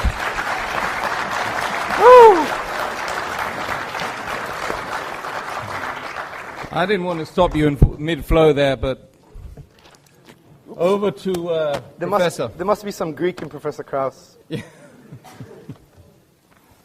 Look, okay, well, we can continue the discussion because it should be a discussion. My point is that the question, I repeat again, is what's more sensible? And what's more sensible, ultimately, is what produces more rational actions. And I'm sorry, if you talk about tolerance, I get so tired of hearing people talk about tolerance, but then I hear people talking about blasphemers. I should be allowed to blaspheme all I want, because ridicule is an important part of inquiry and discussion. Sometimes ridiculing something illuminates it. And I hear about blasphemers, I hate to say it, and this may be a complete misapplication of Islam. It could be that Islam, as it's practiced in many countries in the world, is a misapplication of Islam. But all I can see is intolerance when I see those principles applied. Intolerance to blasphemers, intolerance to homosexuals, intolerance in general. Now, the other thing I want to say is, this God, if we ask what's sensible, why would we think that this unproven God that is supposed to be the basis of not just Islam, but all religions, different gods, different characteristics, but the Islamic God, much like the Judeo-Christian God, is a real creep. This is a God worse than Saddam Hussein. Instead of torturing you just for your life, tortures you for infinity. Forgive me the word, but eternity. Let me use that word. Eternity for not believing. For not believing, you're tortured for infinity. The tortures are actually described in the Quran, and you know it as well as I do. And the point is, if you just ask yourself common sense, if you were a divine being, say you had an ant colony that you made in your house, would you be offended if those ants didn't pay homage to you let's start with 50 times a day before Muhammad cut it down to 30 and then 5. Would you be offended if those ants didn't pay homage to you 5 times a day? And if they didn't look up to you or didn't recognize your existence, would you destroy them? No, I mean, it just seems so petty. So why should we believe in a hateful, unmerciful, petty, sadomasochistic, homophobic, sexist God? It's just irrational. It's not sensible. There's nothing. And the point is, and I don't want to single out Islam here. And I know I'm offending some people, but the same is true for the God of Moses. Okay? If you really believe that the scriptures were literally true, the morals in that book are reprehensible. It's okay when angels appear to do a lot of things, including coming down and making revelations to Muhammad, which Muhammad didn't write down. As far as I know, the first example of the Quran was 20 years after he died, so there was a lot of talk. And some of that talk got turned into perfect writing well after Muhammad was dead. But those angels come down. But in this case, in the case of course, Lot, as you know, the angels came down, and they were men. They came in the form of men, which I don't think is allowed in certain versions of the Quran, at least. But anyway, they did. And then they were going to be raped. So what did Lot do? Of course, he said, don't rape them. Take my daughters. Because daughters are dispensable. What kind of moral lesson is that you want to learn? Okay? Now, I'm sorry, that's in the Bible. Actually, that's from my religion. Okay? Or my ancestors' religion. I have none. Okay? So those are the kind of moral lessons that I find not sensible. And so I'm happy I picked the Old Testament and not the Quran to talk about immoral intolerance. The idea of punishing people for eternity for choosing to find something unlikely is not tolerant. The idea of punishing them in vicious, evil, ugly ways for all eternity is not merciful. It is the opposite of rational common sense. Now, in terms of explanatory things, let me just spend a few minutes teaching a little bit of science. So, if you have an infinite temporal, let's say time exists beyond our universe. Let's just allow for that because it's easier to describe that. And let's say our universe, a universe can, given the laws of nature, spontaneously come into existence. Okay? Then it will come into existence. It will come into existence at some time. And the fact that it came into existence at that time need not have any reason. It need not have any reason why it was that time rather than some other time. But whatever time it happens, it will come into existence. And people can say, there's some significance to that. But it must happen somewhere at some time, and there need not be any significance, any purpose, any intelligence for why it happened now instead of then. It's guaranteed to happen at some point. Now, if you say, during that creation, there are laws, one of which is the laws of quantum mechanics, which can create a universe with zero total energy. By the way, and by creating a universe, I mean a universe that didn't exist. There was no space, there were no times, and no laws, in fact. And then you come in and you say, okay, if that universe is created spontaneously, it must be created at some time. So a universe must come into existence. In fact, an infinite number of universes can come into existence if time is infinite. Okay? It's certainly possible. Then a universe will come into existence, and you can say, let me predict the properties of that universe. Well, lo and behold, the properties of that universe happen to be exactly the properties of the universe we live in, including the structure of the fluctuations of cosmic microwave background that collapse to produce all the galaxies and all the stars and the planets and you and me. That's explanatory. There's no explanation at that level in any way in your book. So the explanation of a universe that could come into existence from nothing without any purpose, without any planning, without any reason, is explanatory. Now, lest I be misconstrued, that is just plausible. Because we do not have a full scientific theory. But to make the claim, as I know you've often made, that because that there are certain things we will never understand, is to misunderstand science. There are lots of things we don't understand today, and that's the reason to go out and do science. It's just like Darwin said, he said, in the evolution of species, I'm describing the evolution of species. I'm not describing the origin of life. We'll never understand the origin of life. We'll no sooner understand the origin of life than we understand the origin of matter. Well, of course, he didn't realize that we'd one day understand the origin of matter. Just as I expect in your lifetime and my lifetime, we'll understand the origin of life. We'll understand how chemistry turns into biology.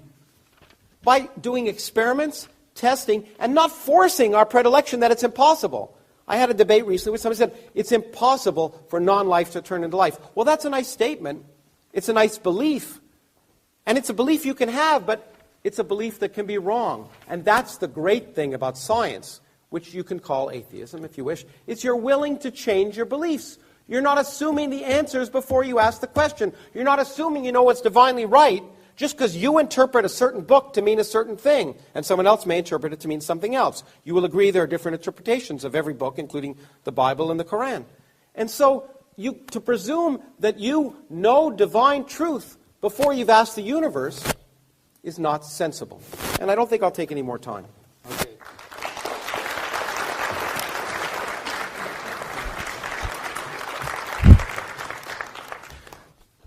Thank you, Professor Krauss. Now back over to Hamza. 3 minutes it will be, thereabouts. Thank you, Professor. Thank you very much for your presentation. Now, I really want you to try and address some of my arguments. You produced something about with the Quran, but if you were attentive to my argument, the Quran says bring a chapter like it, not 2 verses from different chapters. So, again, it was a straw man of the articulation of what the Quranic miracle was. And I could spend more time maybe during the Q&A to explain what that is, but I specifically said bring 1 chapter like it. Your computer model, which I like to see evidence of, by the way. But who just decides what's like it? I mean, do you decide or do I? Okay, is that a different question? To me, Shakespeare is more beautiful than the Quran. That's fine. Okay. But, or James Joyce. Yes. He doesn't use iambic pentameter. I understand, sir. Okay. But what you have to understand, sir, is this. Is that I repeated maybe more than once, it's not based on aesthetic reception and your opinions on beauty. Who determined it? Well, it's the reality, empirical reality. No, I'm going to explain. Reality? Let me explain what the argument is again, because from your onset you've misunderstood it. You thought it was quoted beauty. People who said it couldn't have been created. But those are just literary scholars. What if I say, yeah, it could be created? Yeah, let me just explain that, because your first presupposition was based on a falsehood, wasn't it? Yeah? You thought it was aesthetic reception. It's based upon the structural features of the Arabic language. Now, because I only have 2 minutes, I'll continue that in the Q&A, okay? So, also you're saying about that, look, if the universe began, and we could show that maybe empirically or deductively. My focus is on the deduction here. And I don't think you really address from the infinite perspective when we said that this is based on axioms and conventions in the mathematical realm of discourse, but in discrete physical parts, as you've admitted in your book, that can't happen. So we have a deductive argument that the universe began, which means it once wasn't there. Ontologically, if there wasn't a cause for that, you wouldn't have the universe in the first place. The second point I like to make... No, there's you see the photon that's lighting you up from that thing? Yes. It didn't exist before it was emitted by the electron. Yes. Okay? It didn't exist. Yes. It wasn't there. And you're saying there's no cause? It wasn't, the point is, yeah, I'm saying this. What I'm saying is, there can be physical causes for physical effects. Yes. Okay, but they don't have to be, but God doesn't have to pull the photon up. Just because the photon appears from nothing doesn't require something supernatural. I agree. But okay, so if a universe suddenly comes into existence where it wasn't before, It doesn't require something supernatural. But I already gave you a defeater to the argument that you assume that when things begin to exist, they may not require any causes. And that defeater was... Not any purpose. I didn't say cause. I just said if a universe can come into existence by physical causes, yes, where there's no universe to begin with, it will happen at some time. And your point was it happened, and therefore there's a reason why it happened, because it happened when it happened. Well, if it didn't happen then, it would have happened some other time, and we would have had this conversation. Let's calm down. You're putting words in my mouth, okay? Okay. What I'm saying to you, I'm not saying things like, I'm not talking about teleology. I'm not talking about there is a purpose behind. Don't use definition. Did you not say our universe came into existence for a cause and there had to be a reason for it? No, I didn't say reason. There had to be a purpose? No, I didn't say that. I said there is a cause. I thought you said there was an intelligence. You gave a whole long argument. Oh, that's after using conceptual analysis that you agree that there is a uncreated creator or a cause that was uncaused. Now, well, hold on, but forget all that. I just talked about our universe. Yes. Are you agreeing with me that our universe doesn't have to have any purpose or reason to create it? No, of course I'm not. I don't agree with you. Well, but that's not my argument. My argument is, deductively, was the universe once absent? Yes. Yes. If that's the case, then ontologically, which means the nature and source of reality, is that it couldn't have come into being without a cause. Well, okay. First of all, I hope it's that way, because that'd be easier to understand. Yes. Okay? It's possible that it's not that way. Okay? So if it has, and you could take this out of my time if you want, I don't give a damn. The point is that maybe time exists outside of our universe, maybe it doesn't. Let's just pretend it does, and then our universe came into existence, and there was a physical cause for that. That's fine, I'm fine with that. I'm fine with our universe coming into existence for physical cause, just like that photon being created. But as I pointed out to you, it's equally possible that these notions that we have in our brains, because we're humans living at a classical level, that time exists and is a continuous flow, may break down. And if they break down at t=0, then any sense of the word cause becomes nonsensical. The word cause is a red herring in your terms. It's not worth discussing. It may not be relevant to the creation of our universe because there may not have been any time before it, and therefore this notion that every cause, every effect has a cause may be irrelevant if there's no time. Now, I don't know if that's the case, but I'm willing to ask the question, and I'm willing to do studies to see if it's reasonable. Yes. I'm not willing to presume the answer before I ask the question. Well, of course, I agree. Okay. But the point is, the presumption here is that you require time, and that there's a specific physical definition for time. Now, the presumption is after t=0, you require time. That's absolutely true. The presumption that you require time at t=0, if you took the equations as they're written, time would go out the window. I don't have a contention with the physics. That's your job. No, but there's no. Yeah. But if you take it as written, there's no time. The time has no meaning at t=0. Okay, agreed. Great. According to the physics, I don't disagree with you. I highly respect that. But all of that is inductive in nature. No, it's not. Of course. What is it based on? Is it deductive? It's based on observation. Which is inductive. Well, no, it's empirical. It's empirical. The problem is, it's empirical. Okay, well, what's empirical? Okay. Look, I don't care. Look, do you have an infinite set of observations? Mm-hmm. Have you had an infinite set of observations? Now, if you're going to tell me I read your something you wrote which really misrepresented science, you're absolutely right. If you're going to tell me science can never tell anything with absolute certainty. Yes. Okay. Except things that are wrong. Yes. That's what science can tell. I agree. Science can tell us the Earth isn't 6,000 years old. Good. Science can tell us that science can tell us many things, and so I don't disagree with you. Okay. I don't disagree with you. Okay, so the fact that science can lead us closer to what is the underlying reality is absolutely true, and the fact that science can't say with anything with absolute certainty is absolutely true, except what's wrong. Yes, I agree. Okay.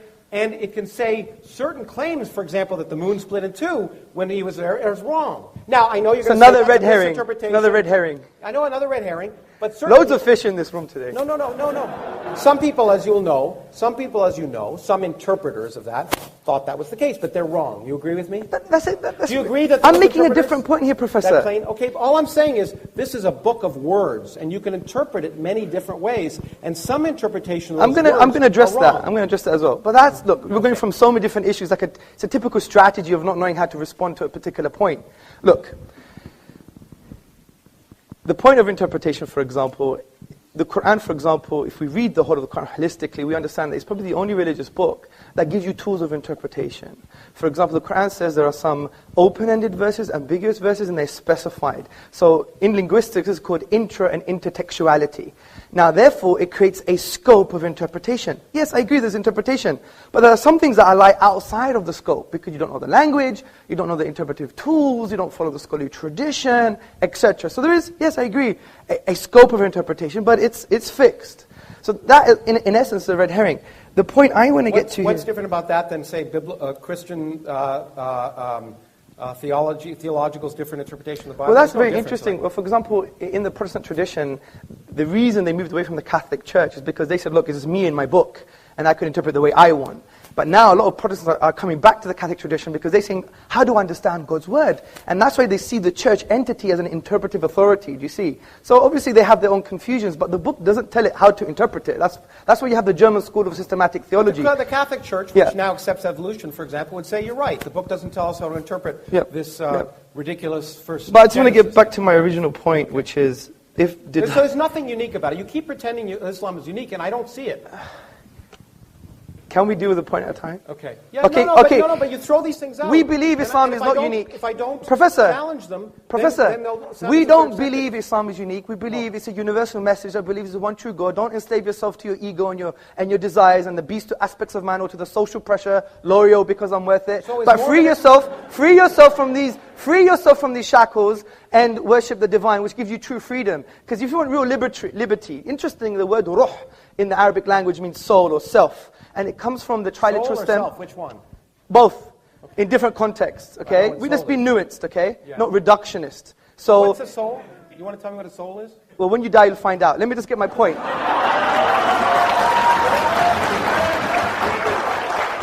Let me make my point. That's a really bad explanation. Well, come on.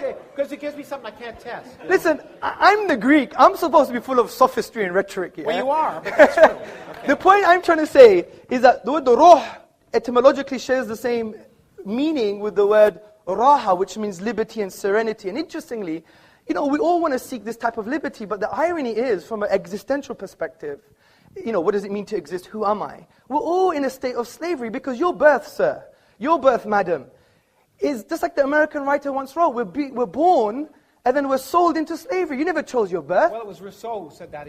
Man is born free and lives forever. Yeah, exactly. Okay, well done. Good. So let me get poetic here. Yeah. Okay. So the point is, we don't choose our birth. I didn't choose I was going to be Greek looking like a Pakistani. You never chose that. If you shaved, you wouldn't look so Pakistani. Well, I'm growing my hair just like yours. Okay. So, it's true. It's nice. That's true. So the thing I'm trying to say. Your hair, by the way. Thank you. We're becoming friends now, yeah? So, the point I'm trying to say is, look, let's be nuanced about some of the narratives from religion. Like, in essence, you have to empathize and see the filters that the Muslim will use. And that's why a Muslim woman who may cover her hair, a Muslim man who may grow a beard, these are not reasons because it's like this kind of ridiculous type of blind slavery. We really understand that the only way to free yourself from the shackles of the ephemeral nature of social pressure, because we're social animals, of the very fact that you didn't choose your birth or your ethnicity or even your own gender, you free yourself from these shackles by what we call ubudiyya, a servanthood to the divine reality. But the question I want to ask is it sensible? So why is it sensible for a woman to be covered up and not a man? Well, I am covered. No, you're not covered up. You're not covered up. You're not put in a bag like some of the people back there. Well, it's not really a bag. No, it is. Yeah? As far as I'm concerned, it is. Okay, look, that's a different question. I'm not going to get into the moral judgments of certain traditions because at the end of the day, and by the way, they're all only Islamic. I mean, if you want me to offend other religions, I'm happy. No, I'm not saying that, Krauss, but someone who is rationalizing incest doesn't have no more high ground to point the finger at Muslim women. I mean, and the other point. No, but let me finish. I explained why. Let me complete the sentence. I'm sure it wouldn't go ad infinitum. Okay. Let me make my point. Well, we could go ad infinitum because it could last an infinite amount of time. Potentially. So, not actually. Will you agree? Potentially, yeah, but not actually. That was my point, which you misunderstood. So the point I'm trying to say, Professor Krauss, is this: is that these pointing the finger at other traditions. Where is your ontological basis for an objective moral value like this? Well, you know, in fact... Is it objectively wrong that she's wearing a bag? What? Is it objectively morally wrong? And how is it objectively morally wrong? I asked if it's sensible. Okay, is it sensible? Okay. And so my question to you is, it seems to me that given the fact that I happen to view women and men as, you know, we have differences, inherent genetic differences. Of course, yes. But in every other sense, we're equal human beings. And in fact, in many senses, as you know, there are advantages and disadvantages. We don't disagree with that. So I do not see any reason to treat women differently than men. It doesn't make sense to me. That's all I'm saying. Okay, fair enough. Good. Okay. So the point is, when we make moral judgments, I know you use the word sensible, but other times you're making moral judgments. I don't talk, unlike you, I don't talk about morals, because I try, in this sense, the question before us was not, is atheism moral, or is Islam moral? It's, is it sensible? And when people act... So why have you spent 25 minutes pointing the finger and making moral judgments, rather than trying to deal with my argument? I didn't make For example, a moral judgment about your misinterpretation of whether infinity is allowed in physics. I didn't make a moral judgment. I never said that. I made a factual I never said that. I said it makes sense in physics because you need the mathematics to correspond to physical reality. I don't disagree with that. I am saying... So you need the mathematics to correspond to physical reality. Is that what you just said? Yeah, of course you do. According to physical physics. reality can allow for infinity. According to what... I learned a lot from your book, actually. It was quite interesting. You said, even in your book, I think it was page 81, you said that essentially, you know, there's the maths, and I need to improve my physics to ensure it's in line with the math. And interestingly... No, I need to improve my math to ensure it's in line with reality. Okay, good. So, what is the evidence of experiment? Yes, good. So if my math doesn't agree with the evidence of experiment, then I change my math. And that's why I think, and I don't want to build a straw man, you made a conclusion in your book, you said, this is why you can't have an infinite anything. No. You said that. You show me where I can't have an infinite anything. Yeah, Did I talk about infinite energy density? Let me talk about whether the universe might be infinite? Let me find it for you. And by the way, if I did, I was wrong.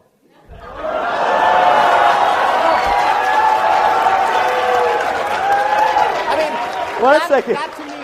That's honorable. That is honorable. That to me is the worst kind. That's honorable. No, that is honorable. I admit. Offensive about these arguments is you quote people as if what they say matters. But the great thing about science is there are no authorities. I agree. There are no scientific authorities. Everyone can be wrong, and we all are. That is honorable. That is honorable. I have to. People who claim to be, including Benedict, before he stopped being Pope.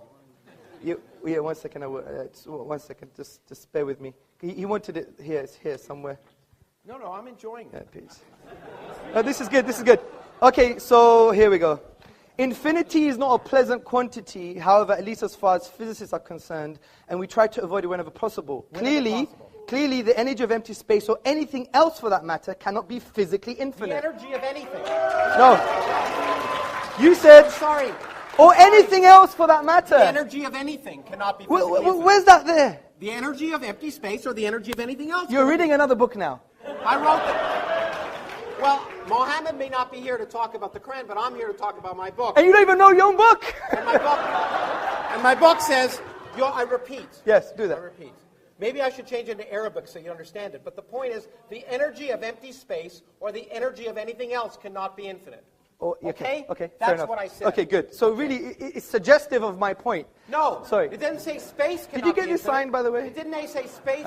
It didn't say space cannot be infinite or time cannot be infinite. Good. Because they perfectly well can. Okay, good. But there's another point you made. Wait. The other point is... you're making a big mistake to try and talk... No, I'm not. You'll be happy to show me what you said if I misquote you. Listen, Professor Krauss, I can only read your words when you say, or anything else for that matter, means or anything else. But I know I should have... Was that paragraph about energy? Yeah, but... Okay, just ask me... Oh, so there's a context now, but when it comes to religion, there is no context. No, there is. But when it comes to physics, there's a context. No, I talked to you about the fact that different interpretations lead... Fair enough. I agree. I agree. People have interpreted the Quran incorrectly. I agree, Professor Krauss. But listen to this. What you have to understand is this. Do you agree that the universe started at a finite time ago? Do I agree? Yes. Because you made that point. 13.72 billion years ago. Yes. It's as far back as we can go to about the first millionth of a 10 to the minus 43 or something. Well, no. Has it changed? Empirically, we know it to about a millionth of a second. Yeah. Okay, excellent. Of course it started finite time ago. Exactly. So, that, I said, was suggestive evidence for my deductive reasoning. Okay? Well, it was suggestive evidence for the Rig Veda, Akhenaten, Yeah, I know. Good. Let's carry on now. Myth, it's just as beautiful. It was created. I agree. But then I said, but since we have the best possible explanation, which is an uncreated creator, or there is a cause that was not caused, because I gave you all the logical explanation. This is the point. You should be attentive. No, I have the best explanation. It came from nothing by physics. Yes, but your nothing, is it really like nothing? No space, no time. Our universe didn't exist. So there was no quantum foam. There was nothing where our universe existed. There was no space and no time. Everything we see, this room that we're in, did not exist. When your friend Vilenkin comments on that... Can we have a Q&A, please? 1 second. So when your friend Alexander Vilenkin, who's a renowned cosmologist... Yeah, a good friend. Yeah. A good friend. I mean, I read some of his works. It goes way beyond me. I have to do that. And in fact, you know what? Yeah. You know what? In fact, Alex Vilenkin, as you read in my book, as I did, in fact, he scooped me because he wrote... Yes, he did. I read that. Yeah, that was very interesting. Talked about a creation of space from no space. Yes, I agree. Okay. Recently, he has mentioned that there is a spatio-temporal boundary, right? No. What has he said? Well, he is, I mean, you know, we can talk about the details of the instanton that he described in yes. But in fact, there is no space at the central point of that. Okay, agreed. So see, my main point is that this evidence is suggestive of an evidence that is what I would call far more stronger. It has great epistemic value, and I'm going to end on this. Because it has greater epistemic value, because as you admitted, the inductive method doesn't lead to certain conclusions, whereas the deductive method leads to certainty. Now, you can't get it all the time. Wrong. But no, if the premises... I can be certain about something be wrong. Can you? I agree. But Krauss, if the premises are sound and the logic is valid, it's still certain. You still have to prove to me... Yeah, but Krauss, Professor Krauss, you still have to prove to me that the deductive logic I used is unsound or not valid, and you haven't done that. Well, okay. If you don't think I have, I do. Okay, I'm really sorry to interrupt you, Professor Krauss. Hamza, you're going at it hammer and tongs, but there's a whole bunch of guys out there who want to sort of have a say, okay? Okay, guys, settle down. We're going to get the first question right now. Okay, my first question is to Professor Krauss, and this is just to sort out the whole thing we were talking about. I just opened up your page and it says, nothing is something. There you go. That's the title of a chapter. That's the title of a chapter, nothing is something, right? And you know what I meant? No, I'm going to ask my second question now. Okay. Your whole book is based on mathematics, and mathematics, as you know, is based on deduction. No, it's based on evidence. Okay, and you use mathematics throughout your book, and you say deductive... Show me the equations in my book. Show me the equations. Okay. Are there equations? Yes, there are. Well, there are one or two. The book's 200 pages long. Okay, let me just ask my question. My first question was, you said nothing is something as soon as you open the book. Yeah. Secondly, you said deductive method, deduction doesn't work, and maths is based upon deduction. No, I said it may not work. No, you said it in the opening. Deduction doesn't work, and your book is full of mathematics and deduction. Mathematics is based upon deduction. So how do you... it's actually a good introduction to logical fallacies. Ooh. Professor, you want to say something? Yeah, okay. I mean, these rhetorical things are so ridiculous. But okay. I like catchy phrases. And when I said nothing is something, it's a chapter title. My point, which many philosophers don't understand, and I guess, anyway, is that nothing is a physical quantity. It's not a philosophical quantity. It's not an imaginary quantity. Nothing, in physics, is the absence of something. So therefore, to understand what nothing is, you first have to ask the question, what is something? And to do that requires a lot of work. It's required all of the work of the 20th century of a lot of bright people, experimentalists and physicists. So what I tried to do is explain what we mean by something so that people could actually learn what you mean by the absence of something. I tried to be very clear and accurate. So it was just, in fact, since I wasn't trying to convince people of anything, I was just trying to explain it. The point is, in physics, nothing is the absence of something. So to understand what the absence of something is, you have to describe, you have to know what something is to know what the absence of that thing is, first. Secondly, mathematics is mathematics. You're absolutely right. But physics isn't mathematics. I did a degree in mathematics, and I did a degree in physics. I learned I wasn't a mathematician. And more importantly, I learned many of the best mathematician colleagues of mine weren't physicists. Because the universe, the way physics works, is that we make mathematical models of reality, but we don't decide that they're right. We say, in fact, I do it all the time, and most of them are wrong. I sit on a good day trying to make a mathematical model that explains reality. They go out and test it, and 99.99% of the time it's wrong, because that's the way science works. If it didn't work that way, anyone could do it. So it's not inductive in the sense, the mathematics is a useful language. In fact, it's the only useful language to describe nature, as far as we can tell. But it doesn't, we don't decide. Mathematics can describe an infinite number of universes. You can write mathematical descriptions of an infinite number of universes. Most of them are in our universe. The way we determine if they're our universe is we go out and do experiment. Science is experimental. Without experiment, pure thought leads nowhere. If you locked a particle physicist in a room and asked her to come up with a theory of reality without any experimental observation, she'd come up with the wrong answer. Okay, you didn't actually answer the question there. Yeah? Just to reiterate, because you didn't actually answer it, yeah? You said deduction doesn't work. No, I didn't. No. Yes, you said it in the opening. I said it doesn't have to work. Let me just repeat the question because you didn't understand the first time, right? You said deduction doesn't work, and your book has mathematics. And what I want to ask you is... fine, I agree with you. Next question. Okay, what is deduction? That's my question. What is deduction? Do you even know what deduction is? Because I studied mathematics at university. I don't even think you know what it means. What is deduction? You know what? Yeah. What is deduction? Let me just say this, okay? You can make definitions of things. I can try and figure out how the universe works. I'll make progress, and you'll sit here. Okay, thanks very much. Next question, please.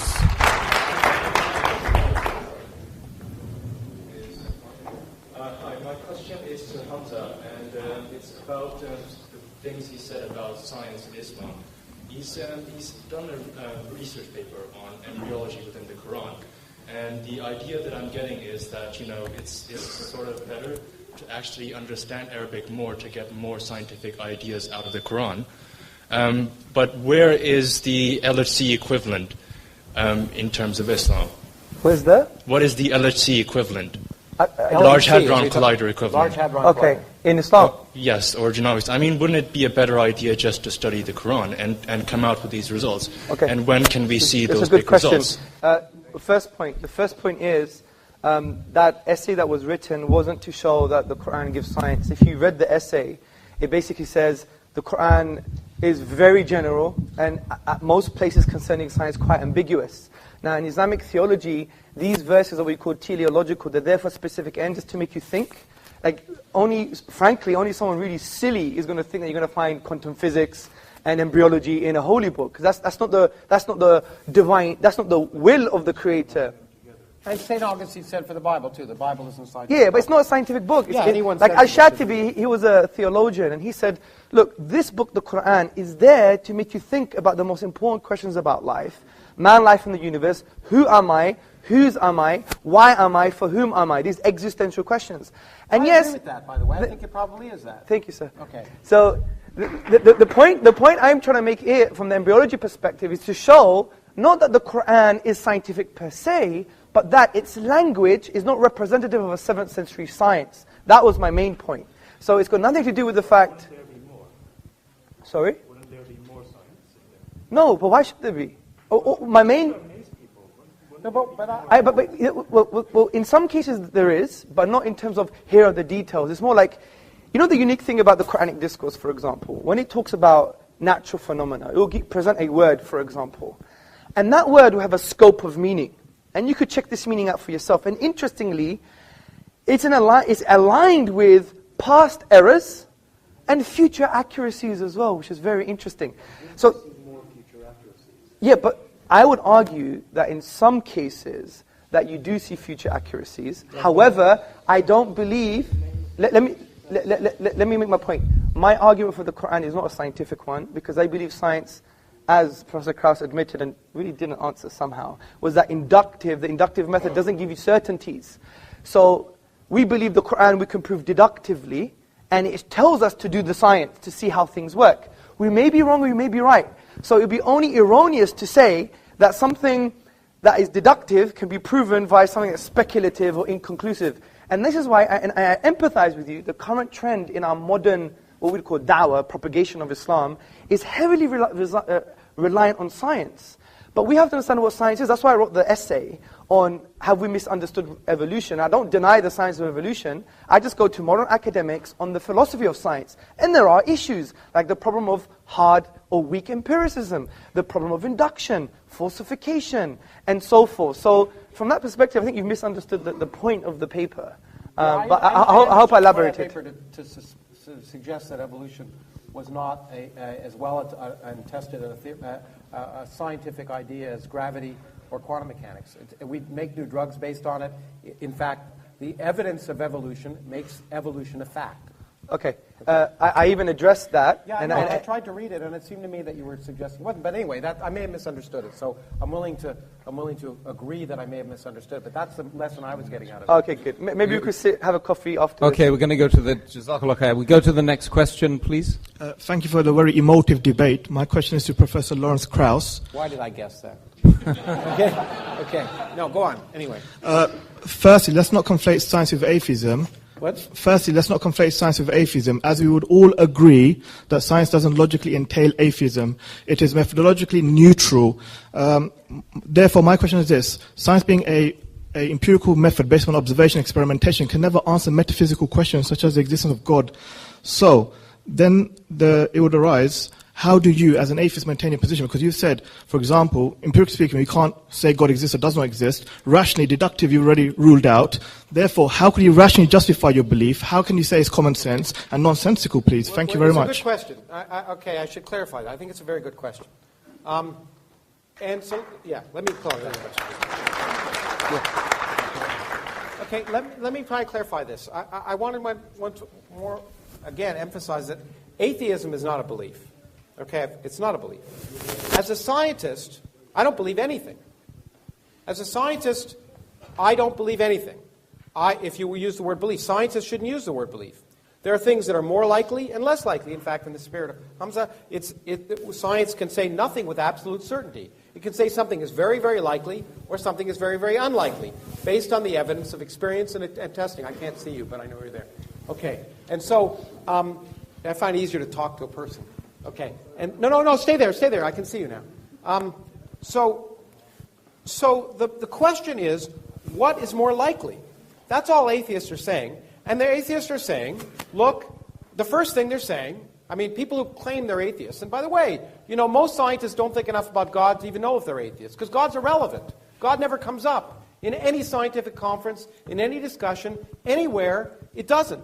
Because, in fact, we're just trying to figure out how the universe works. You're absolutely right also to the fact that I want to stress one more time, that science, and I may slightly differ with my friend Richard Dawkins about this, I don't think a lot, science does not require atheism.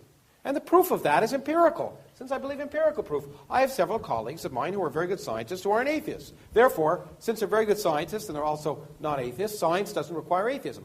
Now, people can hold contradictory ideas at the same time. That's one of the reasons. But science can never disprove purpose in the universe.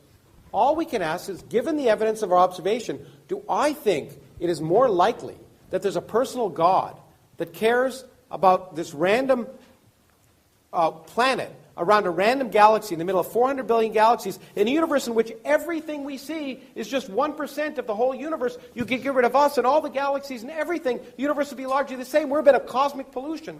It seems ridiculous to imagine, for me, based on everything I see and my common sense, to imagine the universe was created for me. That's all. Okay, thank you, Professor. Let's go to the next question. Hello, Mr. Krauss, and assalamu alaikum, Mr. Sortsis, for a very good talk. I just have a question for Hamza. So you started off talking about infinity, and I mean, a lot of these arguments were sort of William Lane Craig type arguments, who, by the way, Fox News loves. Now, my question is, we've got a guy here who's written 300 books in astronomy, cosmology, whatever, and I mean, there is a lot of talk about Islam, about the Quran having scientific evidence behind it, cosmologically as well. Why didn't we ask him these questions? Why didn't we say, well, I don't know, you said that, you don't know, so why not ask him? He's there. I mean, why not? This is a forum for conversation. Why didn't we have? Well, I didn't hear one time, except for when you mentioned quantum vacuum, where he explained to you what quantum vacuum is. Yes. Like, other than that, I didn't hear anything. So I'm really interested as to why that conversation didn't happen in here. Because my argument wasn't a scientific one. But I could do that in Starbucks or for the leftists amongst you in another coffee shop. Just like William Lane Craig often tries to No. use the evidence of the Big Bang. No, let's be attentive to my argument. It wasn't a key premise. Yeah, it was. absolutely. I even repeated. Well, I guarantee you, I agree with you. It was not scientific at all. Exactly. Well done. So, my point was, it was just suggestive. If you remove that argument, you still have my deductive argument that hasn't been addressed. No, I know. What I'm saying is, then why did you use the linguistic argument? Why not this, Because there's so many arguments. I don't hold the view that the scientific argument per se is strong enough to become a deductive Right, so it has to be linguistic. So let's make. No, there's many others. There's historical, there's numerical. I could give them to you now. Historical is also based on evidence. Let me make this clear, because it could be a real difference, and it should just represent our fundamental differences. Yeah, of course. You don't believe that your beliefs should conform to the evidence of reality. No, of course not. Okay. I don't. Okay, no, but good. Well, that's fine. But That's Krauss, you just even agreed that science itself, which we love and we think is a mercy from the divine reality to use, that has correlated verses indicating we must use reality and be empirical. You've assumed that empiricism itself would lead to an understanding of reality, absolutely. But you agreed that's not the case. I never said any absolutes.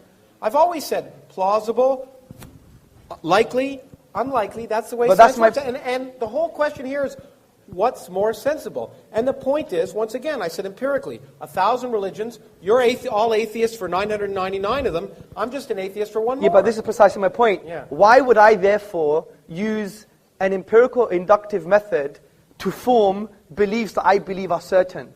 That would be obnoxious of me. So what I do is, if I believe something is so certain as the existence of the divine and the miraculous nature of the Quran, I'm not going to use an inductive method which is speculative and probabilistic, which you would even agree ranges from 0 to 99%. I would have to rely heavily on what you would call other methods, epistemic routes to knowledge, such as deduction. And are they sensible? And they are sensible. And here's the question, as Carl Sagan would have said, extraordinary claims require extraordinary evidence. And the claim that you're absolutely certain of the truth, that you personally are absolutely certain of the truth, is a remarkable claim. No. And the evidence you presented was not... Straw man.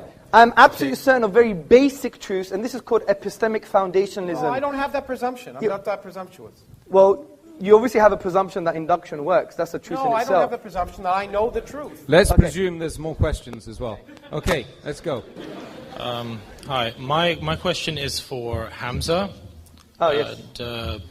My question is, I just want to clear something up before I go on. Do you think that logic and science are two separate paths to truth? Because Professor Krauss here is taking the scientific approach, you've been taking the logic approach. Do you believe they're mutually exclusive, that you can have a logical... No, of course not, because you can have a deductive argument that its premises rest on induction. So that's fine. And an inductive argument, by definition, is empirical by nature. But the point I'm trying to say is, there is a difference between induction and deduction. That is a clear distinction. Well, sure. Exactly. So the point is, if we do have a valid and sound deductive argument, then for God's sake, let's address it. Not just say, oh, you guys put women in bags, or you scratch your ear on a Sunday, or you don't clean your earwax, or all these kind of random red herrings that were coming along, right? So the point is, to ask empirically what's, to me, and maybe this is a different word, maybe we should have defined the word sensible. Please, sorry, could I interrupt? Sorry, that wasn't the question. My question was that if you think logic is, you said you didn't think it was independent, but do you think that your premises, because that's what your arguments rest on, are informed by empirical evidence? Some of them are supported, but the majority of them are deductive themselves. Okay, next question. And that's what makes deductive very strong. If you have premises that are deductive, and the conclusion is sound and valid, therefore it's a deductive argument. So that makes it a very strong argument. And that's why I said it would be irrational to take induction over deduction if you have a deductive argument. How do you know that they're valid if you don't test them? Because you know them conceptually and metaphysically and philosophically.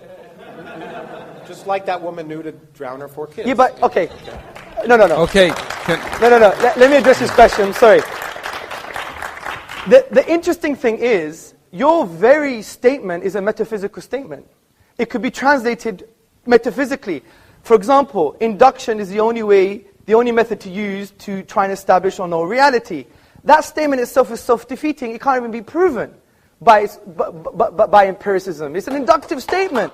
So the point is, I give an example. It's like you have almost, it's like you have this almost crude. I don't claim to know what's valid just by knowing it. No, but you have to in that very statement in itself, because it's almost like you're presenting this crude scientism or logical positivism. Oh, stop using words. Talk to me in English. Okay. Oh, but when you use words, it's great. When I use words, I can't do that. I don't think I've used very much jargon at all. If I did, I apologize. Okay, scientism is, let me define it for you. It is the assertion that science is the only way to form conclusions about reality. Okay? That statement itself is, one, self-defeating, because science can't prove that statement. Secondly, science itself, that statement itself is flawed because science can't prove mathematical truths. Also, it can't prove ontological truths. It can't prove moral truths, historical truths. If you study epistemology... Sorry, excuse me, sir. How do you know it can't prove historical truths? Let me make a point, sir. How do you know it can't prove moral truths? So you're making these Okay, let me make my point. How do we know Aristotle existed? There's lots of evidence. Okay, let me give you a piece of evidence that I know. We know him through Plato. Okay? It's highly likely that he existed, which is what science would say. Yeah, but let me make my point. Even anyone studying epistemology, which is the study of knowledge and belief, you would know that the majority of your opinions in this room as well is based on non-empirical evidence. It's based on... Let me finish. I understand that could be wrong. Yeah, but Aristotle may not have existed. Yeah, but you're missing a point. I'm trying to show you there's other routes to knowledge, sir. Which is, not knowledge. Such as, testimony, for example. Authentic testimony. And valid testimony. Oh my goodness. You really believe in testimony as proof of do you really believe that? But Professor Krauss, do you really believe that because I say... Let's not dig a hole for ourselves. Someone did something, it happened? Go to the Berkeley website on the scientific method. It says, one of the majority aspects... I don't go to websites, I just do science. Yeah, okay, well, that's very great. Well, do this science then. Listen to this science. The Berkeley website says the key part of the scientific method is also the workings of other scientists. That you test and you don't trust. And you repeat their experiments because you don't trust Yes, I agree. That's wait, the way science works. But there's a lot of science... You don't trust other people's results. Excuse me, sir. There's a lot of science that requires testimony, yeah? What? Lots of science. What? Okay, I'll give you an example. Have you done every single experiment concerning evolution? No. So you believe it's true? Thank you very much. I don't know. What else do you want to say? Do you want me to answer? You want me to answer? You want me to answer your question? Of course I do. Of course I do. You get an answer before I even answered it. Come on. Okay. Yeah, no, I'm learning from the best. I told you, I don't believe in anything. I think, based on the evidence of my experience, and everything I see in the world around me, that evolution is highly likely. Okay. And that's what I would call a fact. So when you had an interview... Unbelievably highly likely. Okay. As highly likely as even though I haven't ever been in space, although I wouldn't mind. Look, I believe in gender equality, and the only woman who wants to answer a question in the room right now, she's standing there. Let's do it. Okay. I applaud that. I applaud you for that. I just wanted to make a comment about the incident that happened before this event began. I acknowledge that the brother who couldn't find a seat where he was coming from, but I believe that he has a right to sit where he wanted to, but there has been some misunderstanding. Firstly, Islam makes it very clear that equality is incredibly important, and that no black man, for example, is superior to a white man, and vice versa. But the issue here was not one of superiority, as no one imposed segregation upon him. He was allowed to sit with the ladies at the back, and he was also allowed to sit at the front with females. But if some of the ladies chosen to sit at a distance from the men, why must he impose himself upon us? If I sat in a restaurant with my friends away from men, would it be appropriate for him to join me at my table too? And I'm basically offended by his disrespect for my values.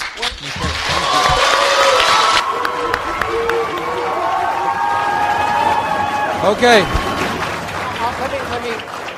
Let me respond. Although I'm not the organizers, let me respond. Look, the point is, as I said, I don't think people should be uncomfortable. Okay, and they should move if they're uncomfortable. However, you chose to come to an event that wasn't segregated. If you felt uncomfortable by that, I think you have the right not to be here and watch it on video. But you chose to do that, and therefore. And I realize that you may be uncomfortable sitting with men, and I respect that. You shouldn't be forced to do that. But if you choose to go to a hockey game or a what do they call it here, football game, which is really soccer, then you subject yourself to the social conventions of the time. So I respect your desires, and I don't want you to be forced to do that. And in fact, you should have moved away if it was offensive. But the point is that this was a non-segregated event, and you knew that coming in, and you therefore were subject to the possibility that you might be near someone, and that was your choice. Thank you very much.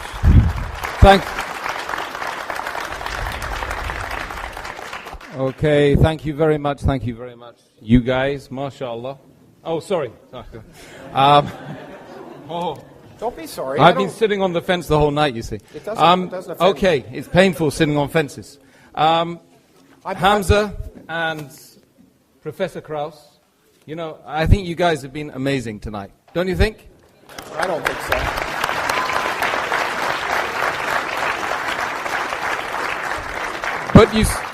But you still got to convince the audience up there, so you've got 2 minutes each. Oh, well, no, I'm glad we had more dialogue as I once said, because I just think the debate format is a stupid format. Forgive me. It just doesn't lead to the kind of interaction. Actually, there's been some positives that have come out of the fact when Hamza and I have talked that have been much more positive than when people make these rhetorical long statements and trying to find things and try and sneak the other person into some logical contradiction. It's just not good for education. My intent, and I'm sure I've offended people here, my intent was not to offend. I always offend, and I offend some of my scientific colleagues too. My intent was just to raise questions and encourage people to think about issues. And for that, I hope that some of the statements I've made will cause people to think. And indeed, my whole point is that given access to information, and I believe you should get access to information about the world really works, which is why I write scientific books and I speak, because I think these are some of those beautiful ideas people have ever come up with, that we shouldn't be afraid of them, we shouldn't fear them, we shouldn't view them as if they offend our beliefs, that's a good thing, because it means our beliefs are wrong. And that, as I say to students all the time, is the greatest gift we can have. Changing our minds and learning is what's produced the progress that allows this room to happen, that allows these video cameras to be recording things. So I just hope that as I am willing to change my beliefs or change my mind in the presence of evidence and get information, that I hope that some of the things I've said have spurred your thinking, and I certainly don't want to convert you into anything. And so, thank you for listening. Hamza? Oh dear. You know what? Something inside me thought I knew it would be like this. Because when I watch Professor Krauss, although I disagree with him, I love his style. And my dad would love your style as well. It's like, I don't care, I'm going to be me, get over it. So I do respect that. Good. And the other thing I do respect... You're that way too, don't you think? Yes, we're the same. Okay, well, then we're the same. That's why there was like almost an explosion here on atomic levels. Yeah? I mean, interestingly, we have a lot in common. We both like Star Trek. So, I know it's not real. You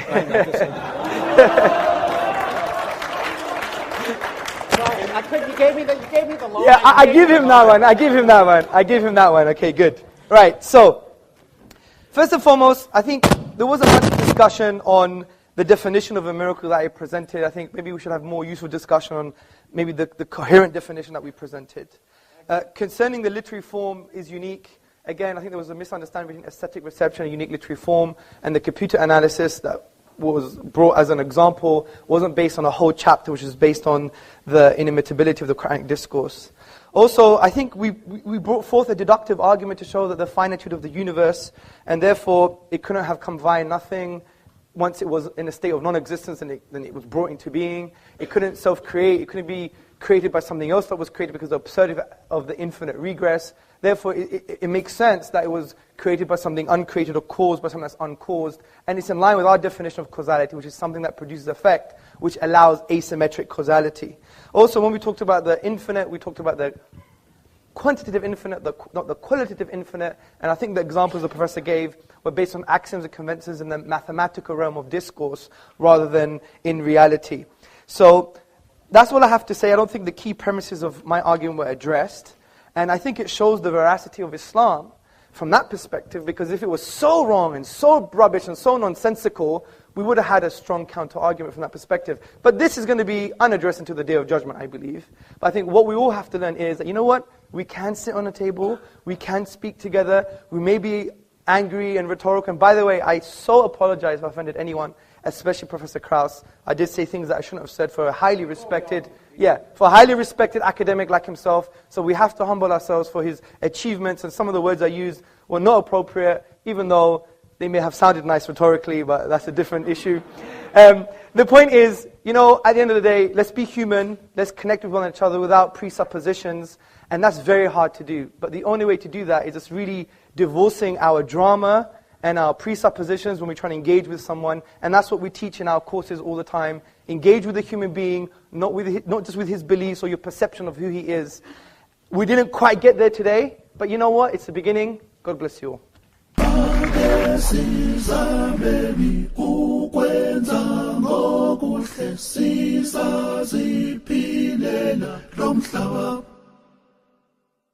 Magazines